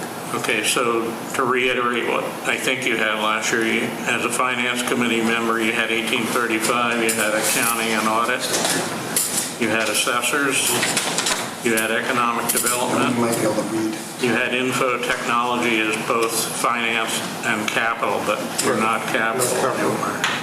That would come off. And you had open space. Yes. Is that correct? And you had Treasurer collector. Yep. Yeah. And we all had town administrator, as I pointed out. That's a load of 8, if you keep that. Is that? Okay. Joe, can I ask 2 questions? Just one. Yes, sir.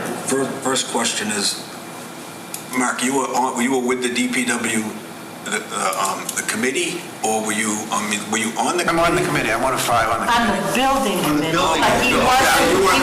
wasn't I was not. Liz and I were on the DPW. Okay, got it.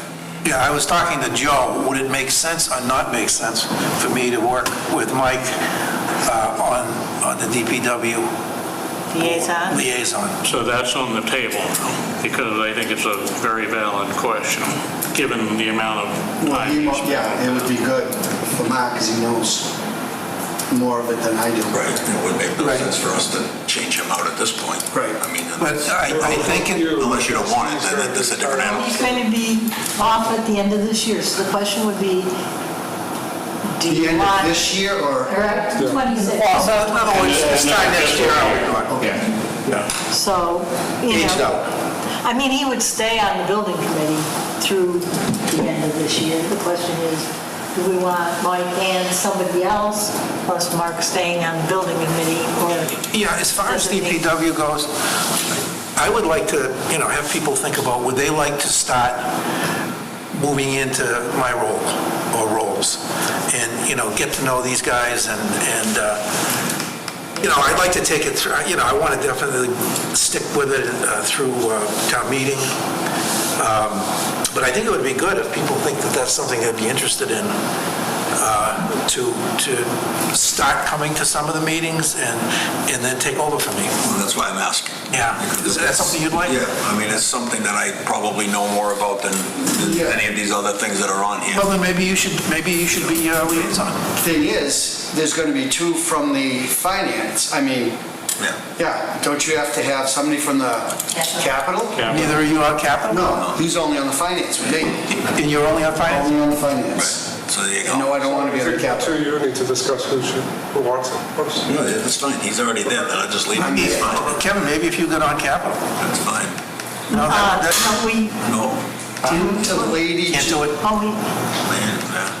Didn't a lady that was supposed to be on the Capitol just got on there and quit already? Yeah. So there's a spot.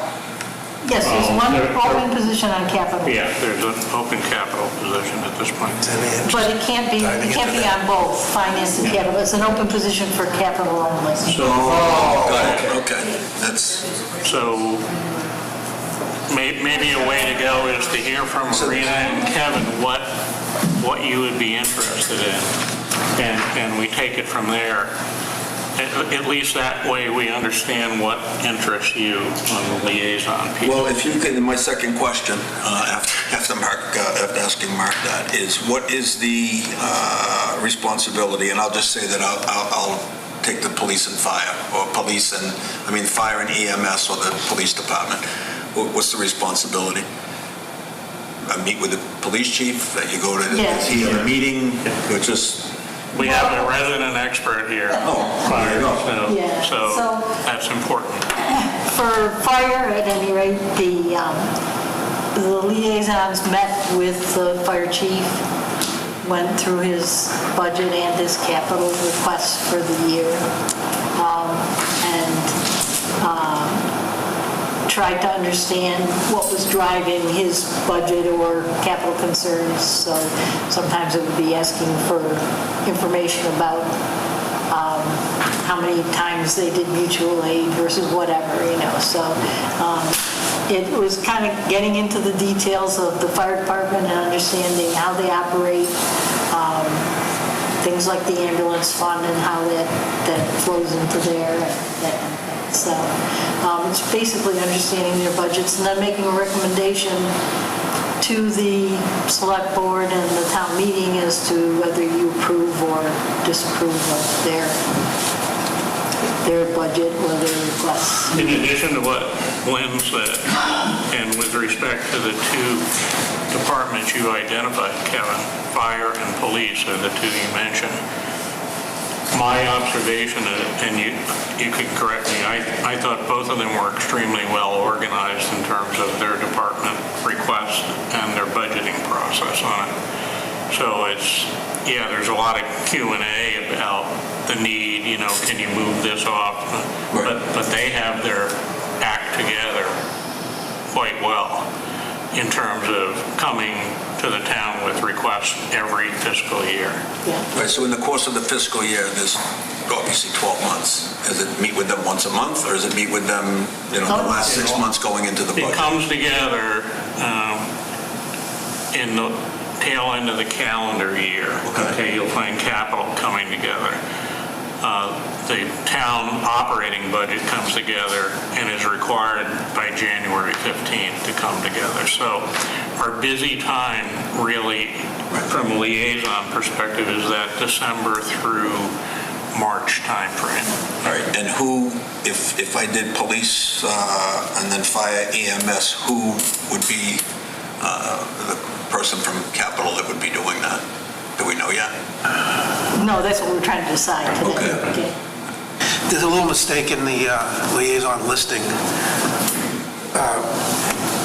Lynn and I were both on fire, finance, and capital, and then I'm on a subcommittee, fire, that meets to talk about hiring new full-time firefighters. I would like to not do that anymore. Give that one up. That's part of the conversation. What do you want to give up? I'll give up fire and the subcommittee. The subcommittee might be something. As long as you're on the learning curve. I like that. I went through it. Still not too bright, but Like you said, the chiefs, just because of the work they do, they're very rigid. They have everything organized. So if they come to you about staffing, it's all union contract, so it's already built in. It's just an additional person. If they're going to talk about that, if they had even new vehicle.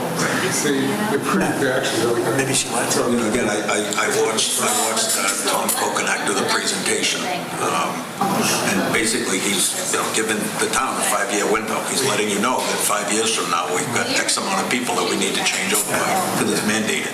Okay, well, that's not, you can't bury your head in the sand whether you like it or not. It's something that we need to address. So like this, the liaison, we go to those meetings with the chief, and then you report back to us so we can make our decision. So when he stands and presents, we already kind of know, so he's not sitting here for 3 hours. All right. So if I meet with him, then I would just contact Joe and say, could you make sure that you give me 5 minutes, 10 minutes on the agenda so that we can discuss it? Usually, we each meet with our individual departments, get their feedback, usually write something up as to what they requested, why, basically share the knowledge, and then at the next meeting of our team, present what was presented to us. Okay. So each of us are meeting with different departments that would report back to the FinCom Capital Committee as a whole, and then we as a whole make a recommendation to the select board as to whether we recommend approving their budget as it was, or if we think there's some areas that are in question. Can I say something? Sure. When I was doing mine last year, you would get a form, and it would tell the budget from last year for whatever, and then it would say how much more the budget's going to be, or it's going to stay the same, or whatever. And so now, am I right? That's correct. And they will tell you, okay, well, I had 30,000 last year, but this year I'm going to have 35,000, and you're going to say why? Right. Okay? And then you're going to either punch them out or tell, okay, and I'll bring that back to the finance, and then we'll discuss it or whatever. And then when they come do their presentation, you guys aren't in shock that they're looking for more money. You've already got the heads up, okay? You talk to them, and then you tell us, we may give you feedback, you go back and tell the chief, this is what the FinCom was thinking, recommending, or even, like that. All right. Yeah, I'm willing to give that a shot, both of those. And then do I contact them, or does Joe contact them? No. Well, before we got to find out where... We got to decide where everybody goes, because usually we try to have a different person on those 3 major ones. In other words, if somebody has fire, they don't also have police and schools. So we try to split up the biggies because there's more involved. Like schools is a big one too in terms of amount of time you put in, because you have to attend a lot of, well, at least Joe and John attended a lot of their meetings in addition. So it wasn't just one meeting. Like with the departments in town, it's kind of one big meeting and maybe you have a follow-up with them or something. But for schools, that's a little more involved. Don't worry about anything. You're all set. So I'm hearing that Kevin may want, as a FinCom liaison, fire and ambulance, and Lynn possibly as the capital.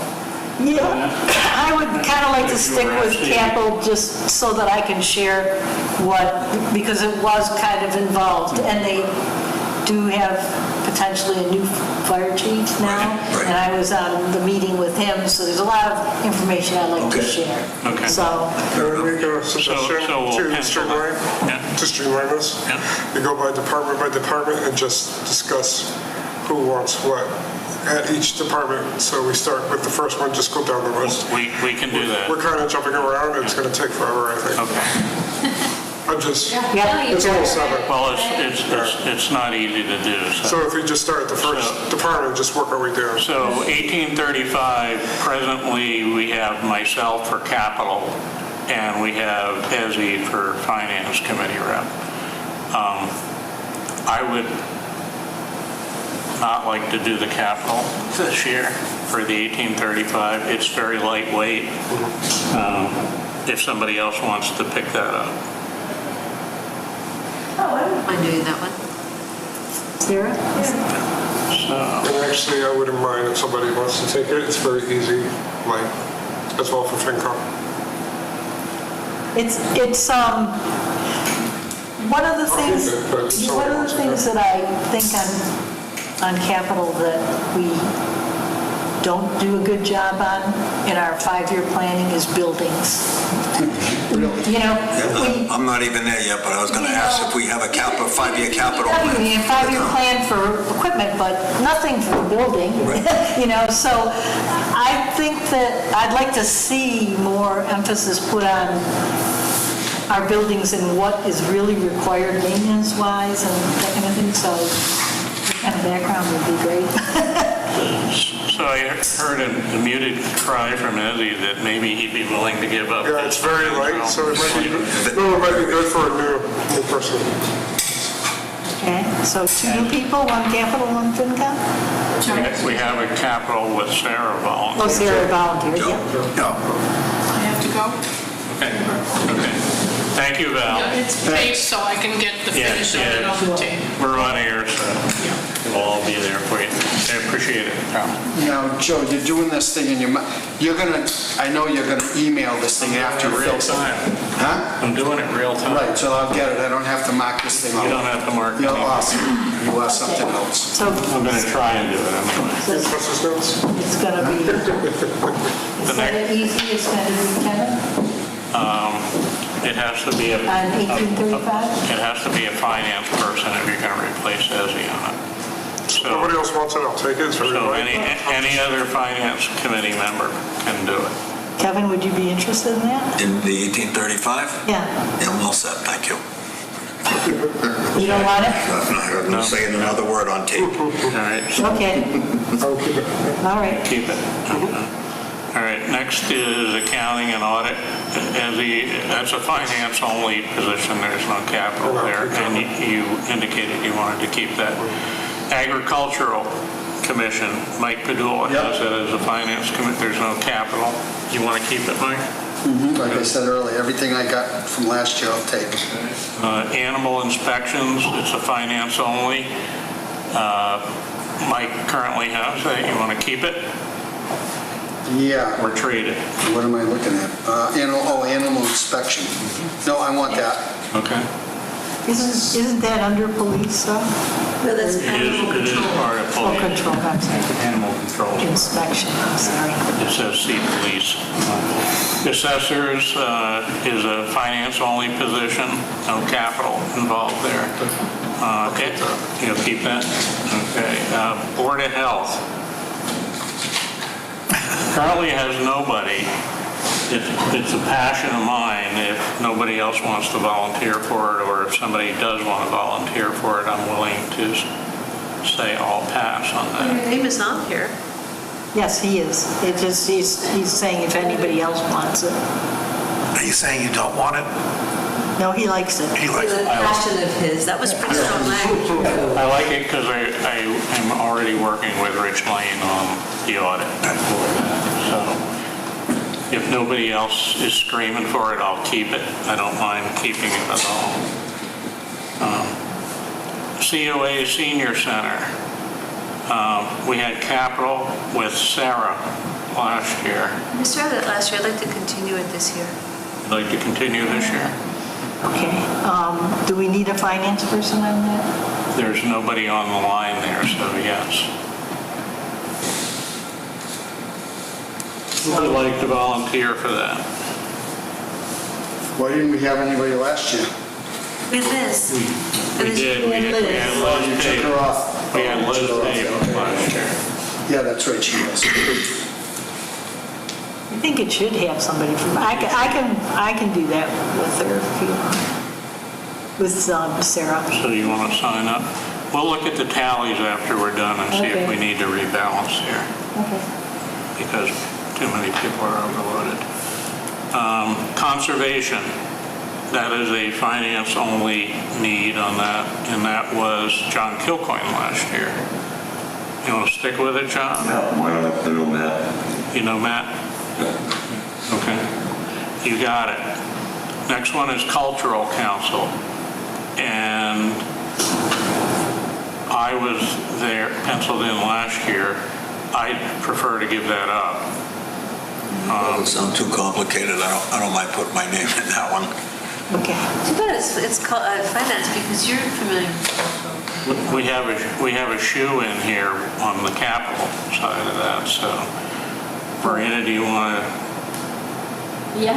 sign up for that? Even though the capital needs are going to be late, it's a good opportunity to learn the ropes. Yeah, I think, yeah. Okay. Now we come to DPW, right? And Kevin signed up for the finance committee member.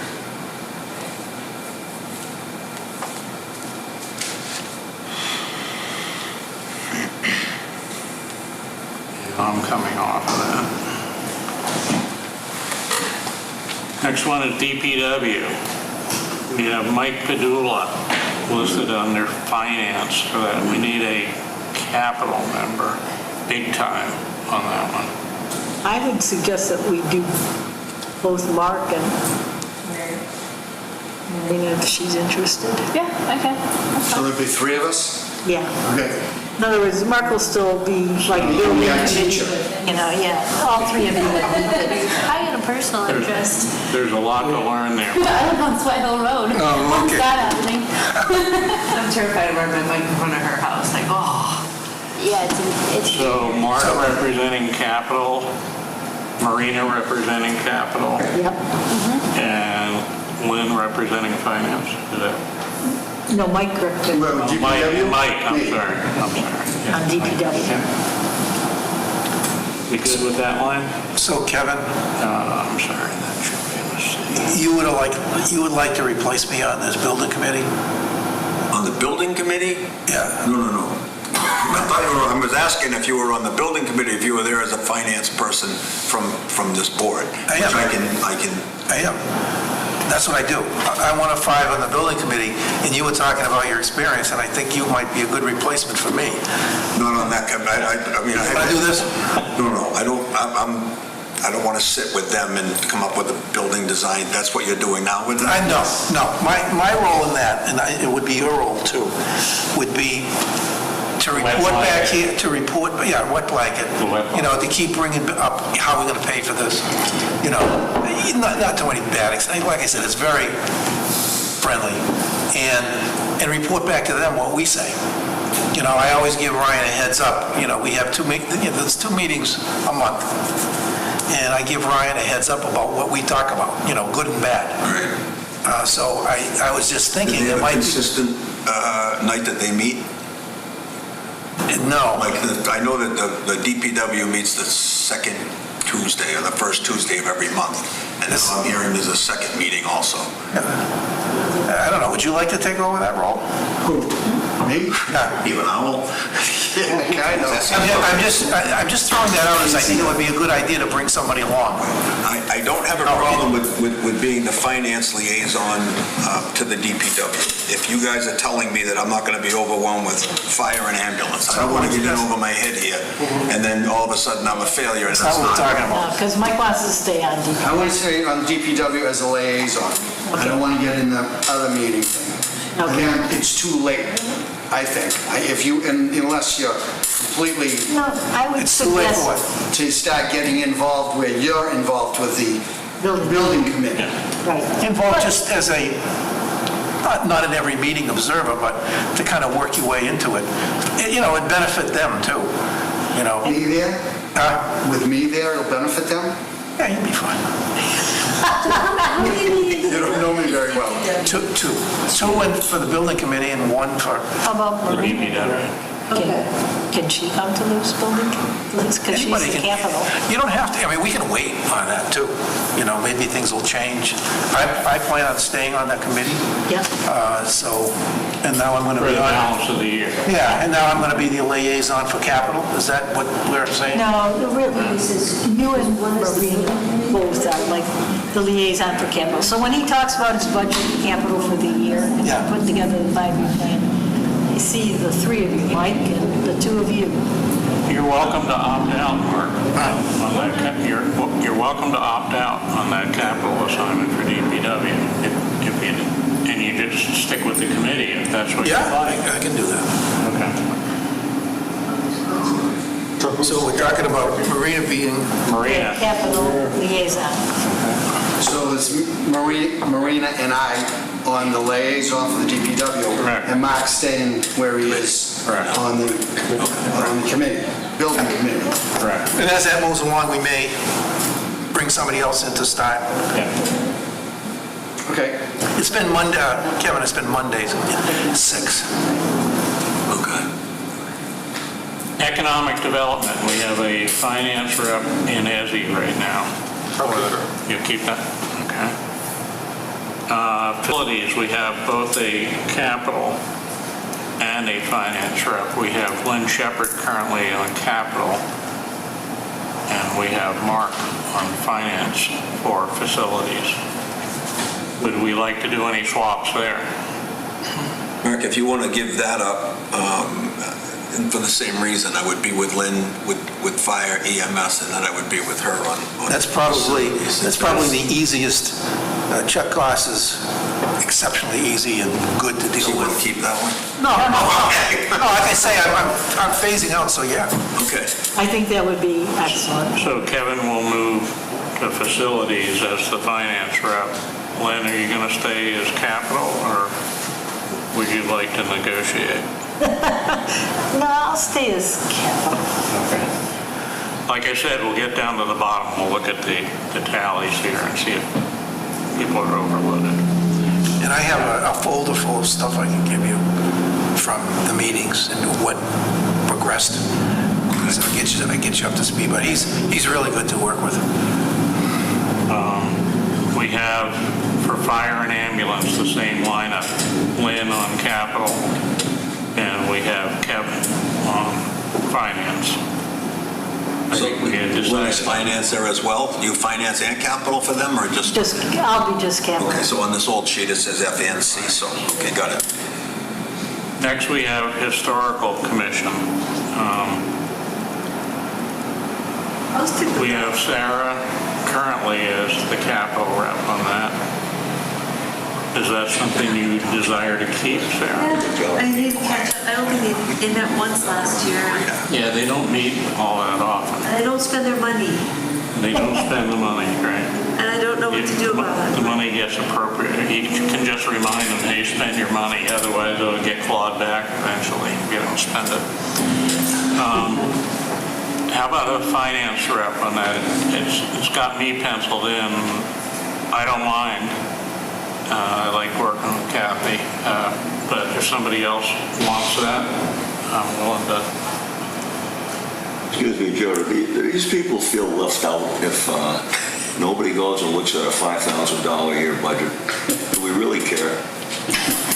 Do we really care? We usually just meet with them once. I mean, it's really to make them feel good, because it's a one and done. You go and you talk to them, When I you was do the budget, they go up 3%. For example, when I was on 1835, I'd have a phone call with Carl Carini, who was the, and that was it, okay, and we were done. Oh, I know. Carl would say, I don't have anything this year, Joe. And that's it. Yeah, so John, you're absolutely right. It's a formality. One of the things from capital that I will pass out to everybody is the open project reports, because there are projects that are hanging out there that they're not spending money, haven't spent the money on, and you kind of want to know, Are you gonna? are we going to pull this back, or are you going to finish this, or what's the status? So that's part of the But the process. senior center, what, 5 years to spend the rest of the money, and then same, we got the garage for the vans during All right, COVID. in the spirit of moving on, Sarah will keep the capital, I'll keep the finance position on that until we negotiate it otherwise. Ezzy has Infotech right now, is that? Yes. You're good to keep that? Inspection services is next, and Mark has that as a finance rep. That's Patty Page's building inspection. Yeah, I can keep that. I don't mind taking that either if you want. I know Patty also, so that would make that a little bit easier as far as the transition, but that's up to you. Or is there something else you'd rather? Not really much. Okay. Yeah. So are you keeping it, Mark, for the moment? Yeah, I'll be down to nothing. There's still 10 more underneath. Still have that DPW. That was the goal. It's not over We're yet. phasing you out now. That's right. It's happening. Yeah, okay. Library is next up, and currently John Kilcoyne is the finance rep on that, and currently Sarah is the capital. Joe, sorry to interrupt, but you're going to take inspection, Kevin? Yeah, if you want to get rid of it, sure. You want to give it up? I don't know, but I'm stopping there, trust me, I'm out of ink. I'm going back, inspection services.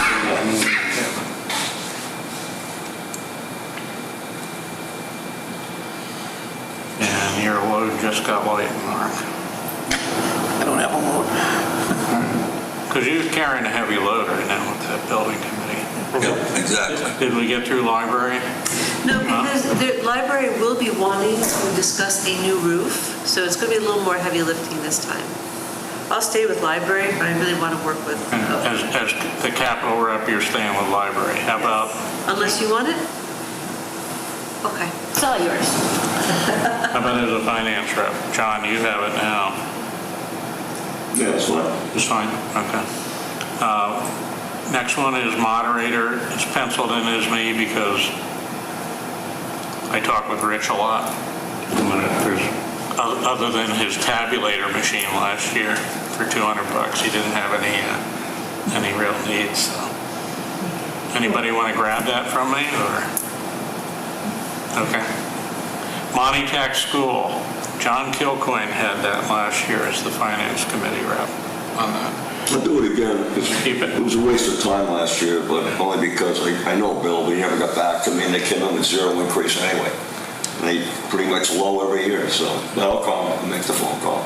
I don't know who else is on who else is a school committee rep up there for Sterling on Monty Tech? Do we know? Is that it? It's Jamie Winter. He's on the Wachusett Regional thing, but the Monty Tech. Yeah, I don't know that we have a... You may be, yeah. I'll ask Rob. I'll find out.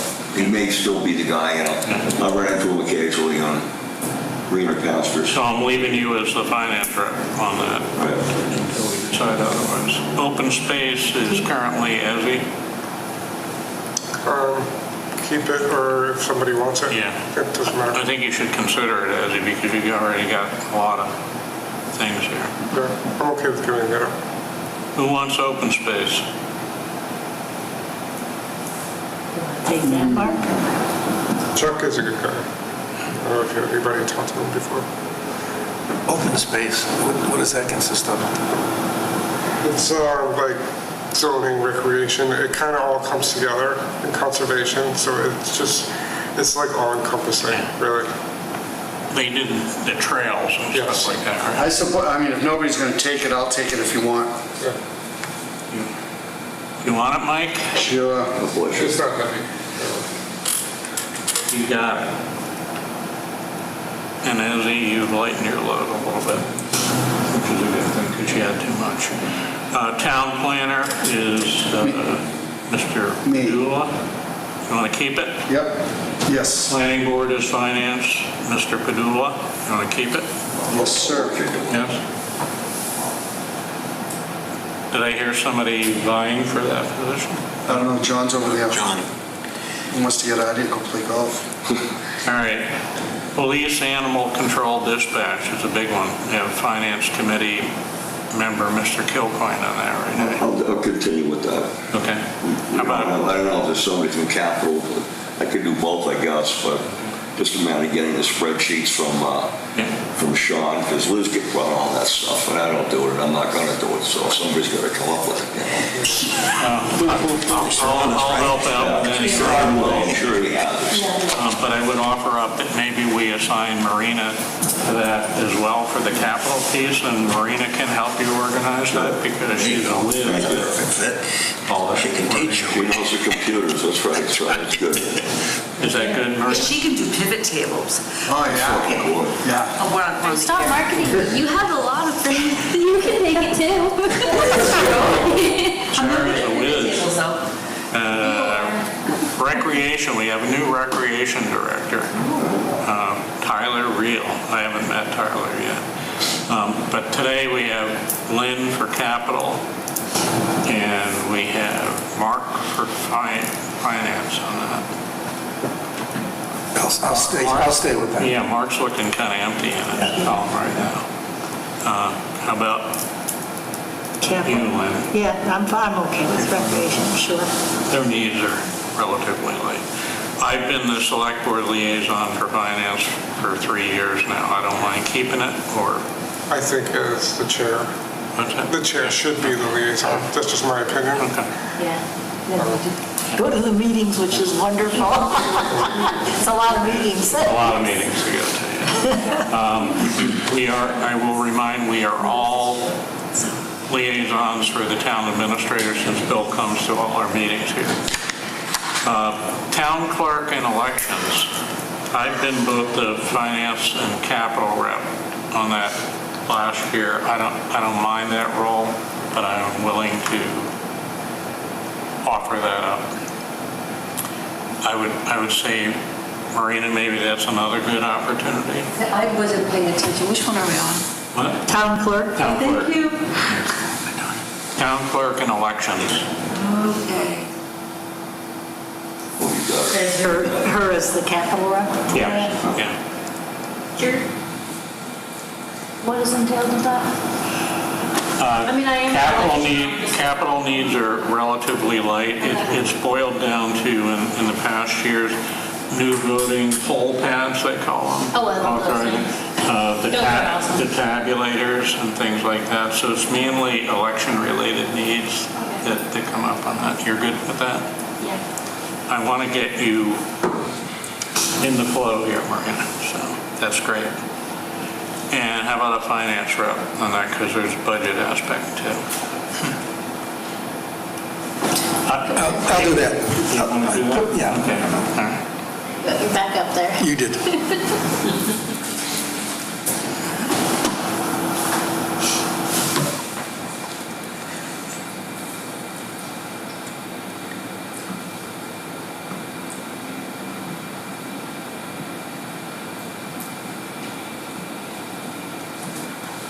Next one is treasurer, collector. We have Ezzy down as the finance rep on that. You said you wanted to keep that. More than happy to have you do that. One thing we don't have is a debt service policy. I don't know whether we should have or not, but it's one of the things that DLS says you should have, but... It should be included within the finance policy. It shouldn't be a separate policy. Correct. It should be all inclusive. I think it's already within the finance policy. If you look in there, there should be a separate item. I think there is. Is that? I'll double It may check. need to be updated, but it should be in there. The next one is Veterans and Memorial Day, and we only have a capital rep on that, and I don't see that as appropriate. Sarah, you were at... I wasn't it last year. I don't mind doing it this year. It's How about a finance rep then? Yeah, maybe finance or I mean, I could do it as a finance rep if you want. We'll see how that shakes out. Did I put it in the right column? Okay. Two of them. School committee. I need to freeze pans here.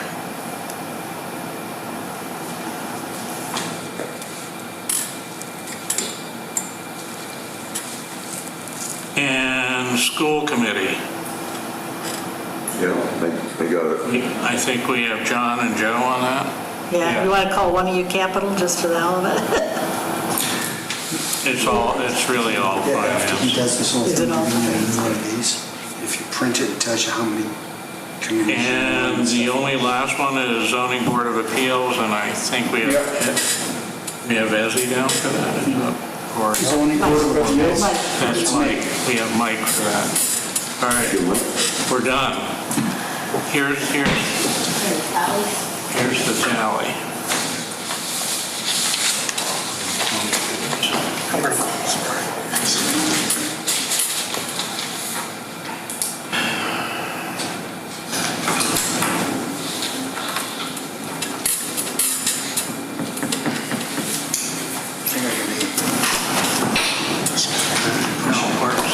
All right, here's the tally, folks.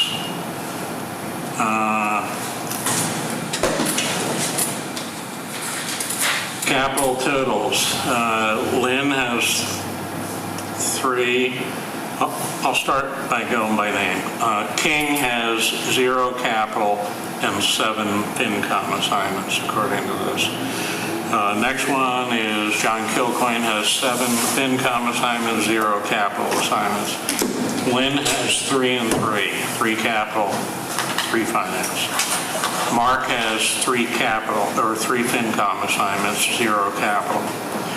Ezzy has 7 FinCom assignments and 0 capital. Mike Padula has 8 FinCom assignments, 0 capital. That makes sense. Kevin has 5 FinCom assignments at this point. Oh, there you go.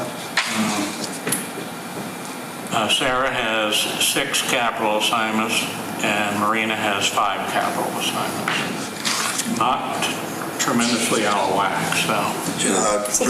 I don't have 6 for Sarah, so what, did we take her off of veterans? No. You want me to read it? You want me to read it? I think we only need 1 person on Veterans Memorial Day, just a finance person. All right, I'll read off what Sarah's on. She's on Veterans, she's on Town Administrator, Oh, that's okay.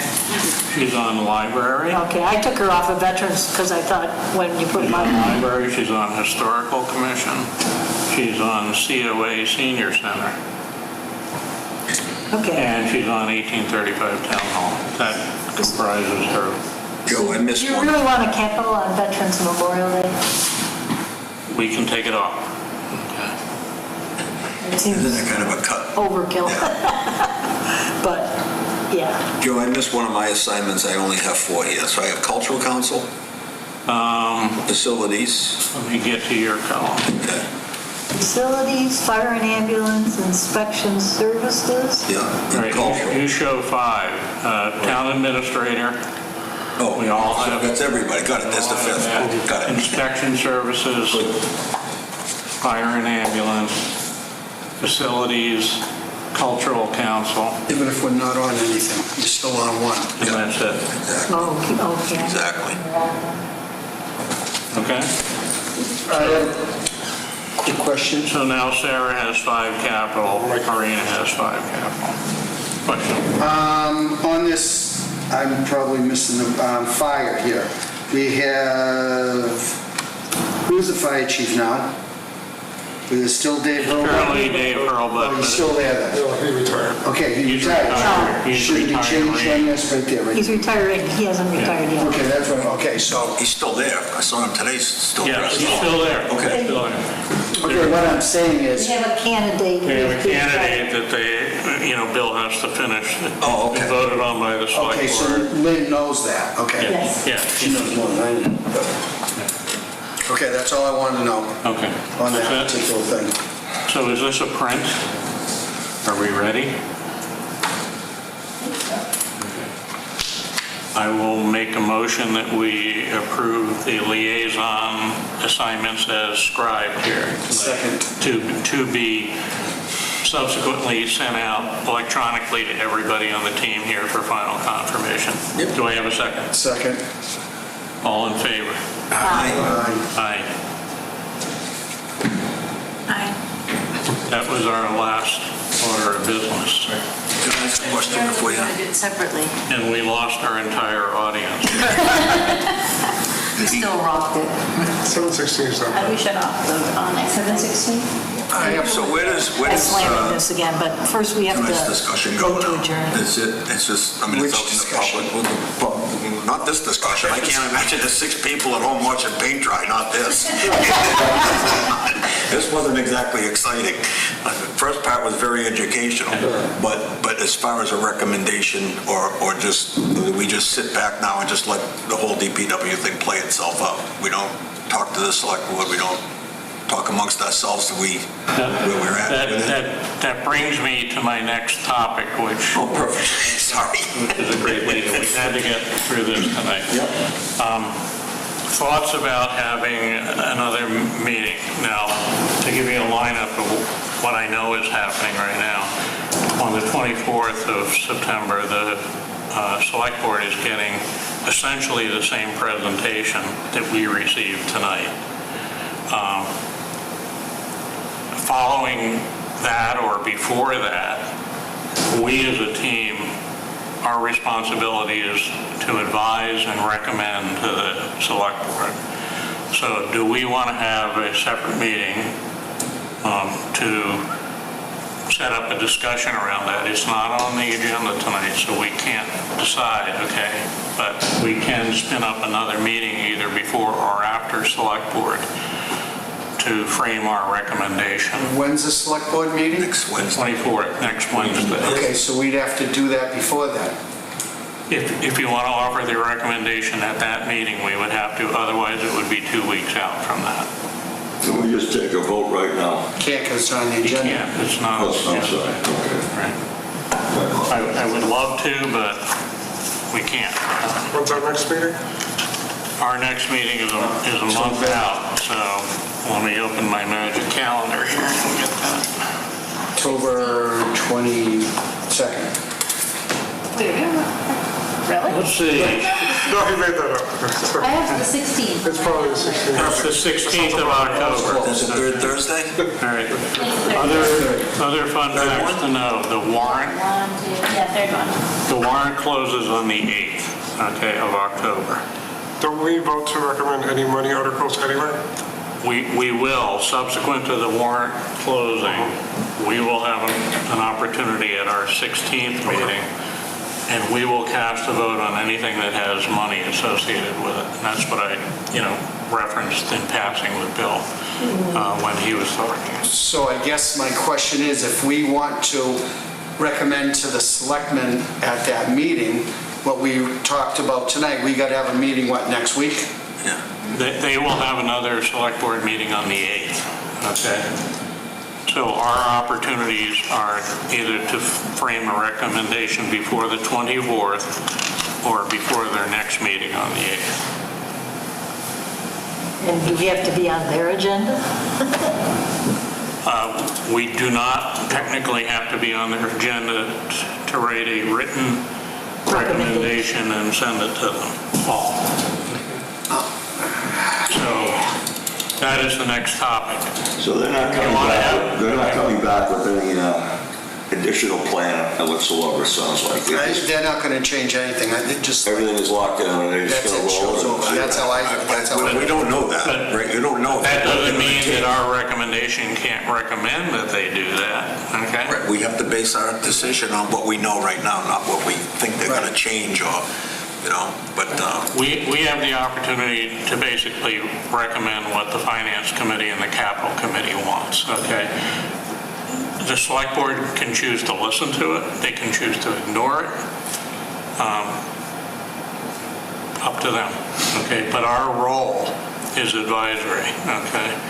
And if we pass up an opportunity to pass a recommendation to them, we've given up our role to advise and recommend. Can we have I'm going to play the devil's advocate and say we don't do a recommendation to the select board because we are going to vote our recommendation or not on the article for the special town meeting anyway at our next meeting. So our recommendation to the select board may be moot. They may have their minds already made up, but our official recommendation will be on the warrant. Yeah, I guess the only question I have is... So I'm just playing devil's advocate. Yeah, Joe's suggestion at the meeting was to... piecemeal it. To include, not only recommend the design phase, but include some option information about the next phase after design. Right, but...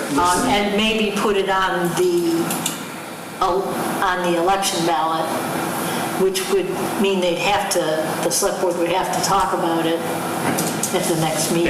And the other aspect we discussed, or at least I discussed with them, is they have the option of putting non-binding questions to the public. And to me, to my personal view, it's a golden opportunity to find out what is the town look. we are going to have 250 people at special town meeting, maybe. Maybe it'll be more because we have I would say more than that. Drugs and money, dude. We have meetings about, again, the legalizing, or having a dispensary in town. I mean, there was overflow. So there's certain things that trigger, and I think. So maybe the MBTA will trigger a larger turnout. Yes. You know, traditionally we'll get 250, 300. We may get more. But on a ballot vote, you get 1,100 to 1,200 on it, okay? It's a prime opportunity that the town does not take advantage of to gather voter input on. It doesn't mean anything other than it's input to the select board on making decisions. You know, what does the town think? You know, Can you give me a point of clarification? Are we going to discuss above and beyond the 2.2 million they're looking for? Or are we, in other words, and we're going to give our ideas or thoughts of what we think that maybe they should explore, or are we actually going to vote on the 2.2 million so that they can advance their idea? We will get an opportunity when the warrant closes and the warrant is created. There will be, I'm assuming, a warrant article on there requesting $2.2 million contingent on a debt exclusion vote the next day passing. Okay, we will have an up or down vote on how the finance committee feels about that. Is that like we ran into that problem this last town meeting, right? We voted against something, or we voted for something, and then at the polls, it didn't pass? Yeah, but And then it got all screwed up? The wording or something. But anyway. This warrant article will say, basically, the DPW requests $2.2 million, and it's contingent on the successful passing of a debt exclusion the following day. Okay, so the town may vote up or down on that warrant article. Okay, they may say nope, and then it'll go to the ballot the next day. It will be of no consequence because the town meeting has voted it down. So if they vote it up and it goes to the ballot question, it could fail at that point in time because there's a contingency on it. I still say the recommendation to the select board, I think it's moot at this point. The question is, what do we do with 25 million or whatever the number is? That's not the question that's in front of us. I understand the recommendation is to somehow maybe either the whole thing or piecemeal, but that's not what we're looking at right now. We need to focus on the question that's coming, is 2.2 only. I understand the presentation piece, and that's what the building design committee is for. But I think we need to focus on the 2.2 only. That's fair. That's just my thought. If you agree to me, I will obviously show up because I'm dedicated. But that's my. We need to focus on the 2.2. We're getting past ourselves. We're not at 32 million. That's why I was asking for a point of clarification. I just want to make sure that So I'm gathering informational sentiment. I have a possible thought. I know dragging this thing on to an ungodly hour, but if this thing fails, which I suspect it will, no, I'm not trying to be negative, but I'll be stunned if this passes. That's what kind of got to Ryan. So what happens then if that fails? Then what? Just throw this stuff in a wastebasket? Well, we need something down there. What I'm trying to get to It'll suffer a delay, John, that's for sure. What's that? It will suffer a delay, that is a... Just like the senior center, 3 times. 3 times it took for the senior center. That's what I was trying to get. The main thing they're trying to get is a shelter for the vehicles, in order so they don't rust away. And I think they can do that for a lot less than $22 million. Yes, they can, it's in their plan. Well, they're not listening to that. But that's not what we're talking about right now. That's right. $2.2 million, and it's not going to pass. If it passes and they go through the design, the next vote will be the full amount after the design phase. Then I think that our input, whether it's the whole thing or piecemealing, will come into play. Right now, it's just design. That's fine. Okay. That's what I'm trying to get at. We're getting too far ahead. They should be thinking about that, and they're not. But but that's their deal. They can That's drag it on as all long as they want. I don't care. Our only recommendation that I will bring up again is a recommendation to the select board. We encourage you to put non-binding questions on the 11-4 ballot to gather information about the subsequent phase of this. So 11-3 is the meeting, 11-4 is the ballot. 11-3. Yeah. So we don't have to do anything until our next meeting. We'll put on the agenda, our next meeting, we'll discuss the 2.2. Yeah, that's one way to go. Okay. And we just wait it out and Yeah. we meet again on the 16th. Yeah. Or we have some interim meeting where we decide to do something different and get together around that. Okay, now, are we going to have, every meeting we have, we're going to meet jointly with the Capitol? Yes, everyone is set up as a joint Okay. for the So entire year. if you want to get a front row seat, you got to get here early, not like John and I. Yeah. I think he was good in the back. Walking around. We were all looking at our watch. And he's like he could sneak out, but it It didn't. was like 5:02, for Christ's sake. All right, so I make a motion to adjourn this meeting. So wait a minute, wait a minute. before we close. Entertain that motion. I've heard from some constituents, I haven't heard from everybody about, and I'd kind of like to hear opinions from everybody. And all they are is opinions. Well, you and I have spoken about this. Yeah. And I understand what it is he's saying, and what Ryan was saying is if, it wouldn't happen at this meeting, but if we have 30 million and 16 million, 16 million is going to be not a bad deal. What Joe is proposing is on the ballot to get a feel for the public whether or not they have the stomach for those. And I don't know, is it going to have to be a pretty lengthy description of what we're asking them? You know, okay, for $33 million, you're going to But get... that's not the vote. I keep going back. I'm sorry to cut you off, but that's not our vote. We're voting on design. No. What he's suggesting is that we vote to send a memo to select board to... With non-binding questions. Non-binding questions on the ballot. Not anything we're going to be voting up or down on, whether they would consider throwing it out there to see what the public thinks. 16 million or 32 million all at once. 33 million. I think it's going to be misleading. 32. I'm sorry, I think it's going to be misleading. If you put in the ballot, would you recommend a 32 million or 16 million? It's not binding. That's a no-brainer. And that's a vote. No, it's not People binding. vote, and then it comes back later, well, it's going to be 32 million. Yeah. And then it's 32 million. Well, I voted for 16. What the hell? Yeah. You're going to confuse everybody. That's a good point. I think right now we discussed the design. That's my recommendation. I'm going to stick with it. How do we feel? I didn't mean to jump down your throat, but I think... No, I had questions that we talked about, you know. It is confusing. The whole thing is confusing. I tell Ryan all the time, the average person in town They're not going to... doesn't understand it. I If said, you put in a question, would you say, would you recommend 32 million? Well, Yes, it wouldn't no, or be, 16 million? it wouldn't be phrased that way. But if it's non-binding and then it comes later on, the vote is actually going to be 32, well, what happened to my $16 That's million like getting hit vote? by a bus or a car at 100. Same thing, right? When you get hit by the car, then the bus comes in, so you're finishing off. Things get ignored all the time. Look at the state audit right now. Okay. Right. 72% voted for the audit.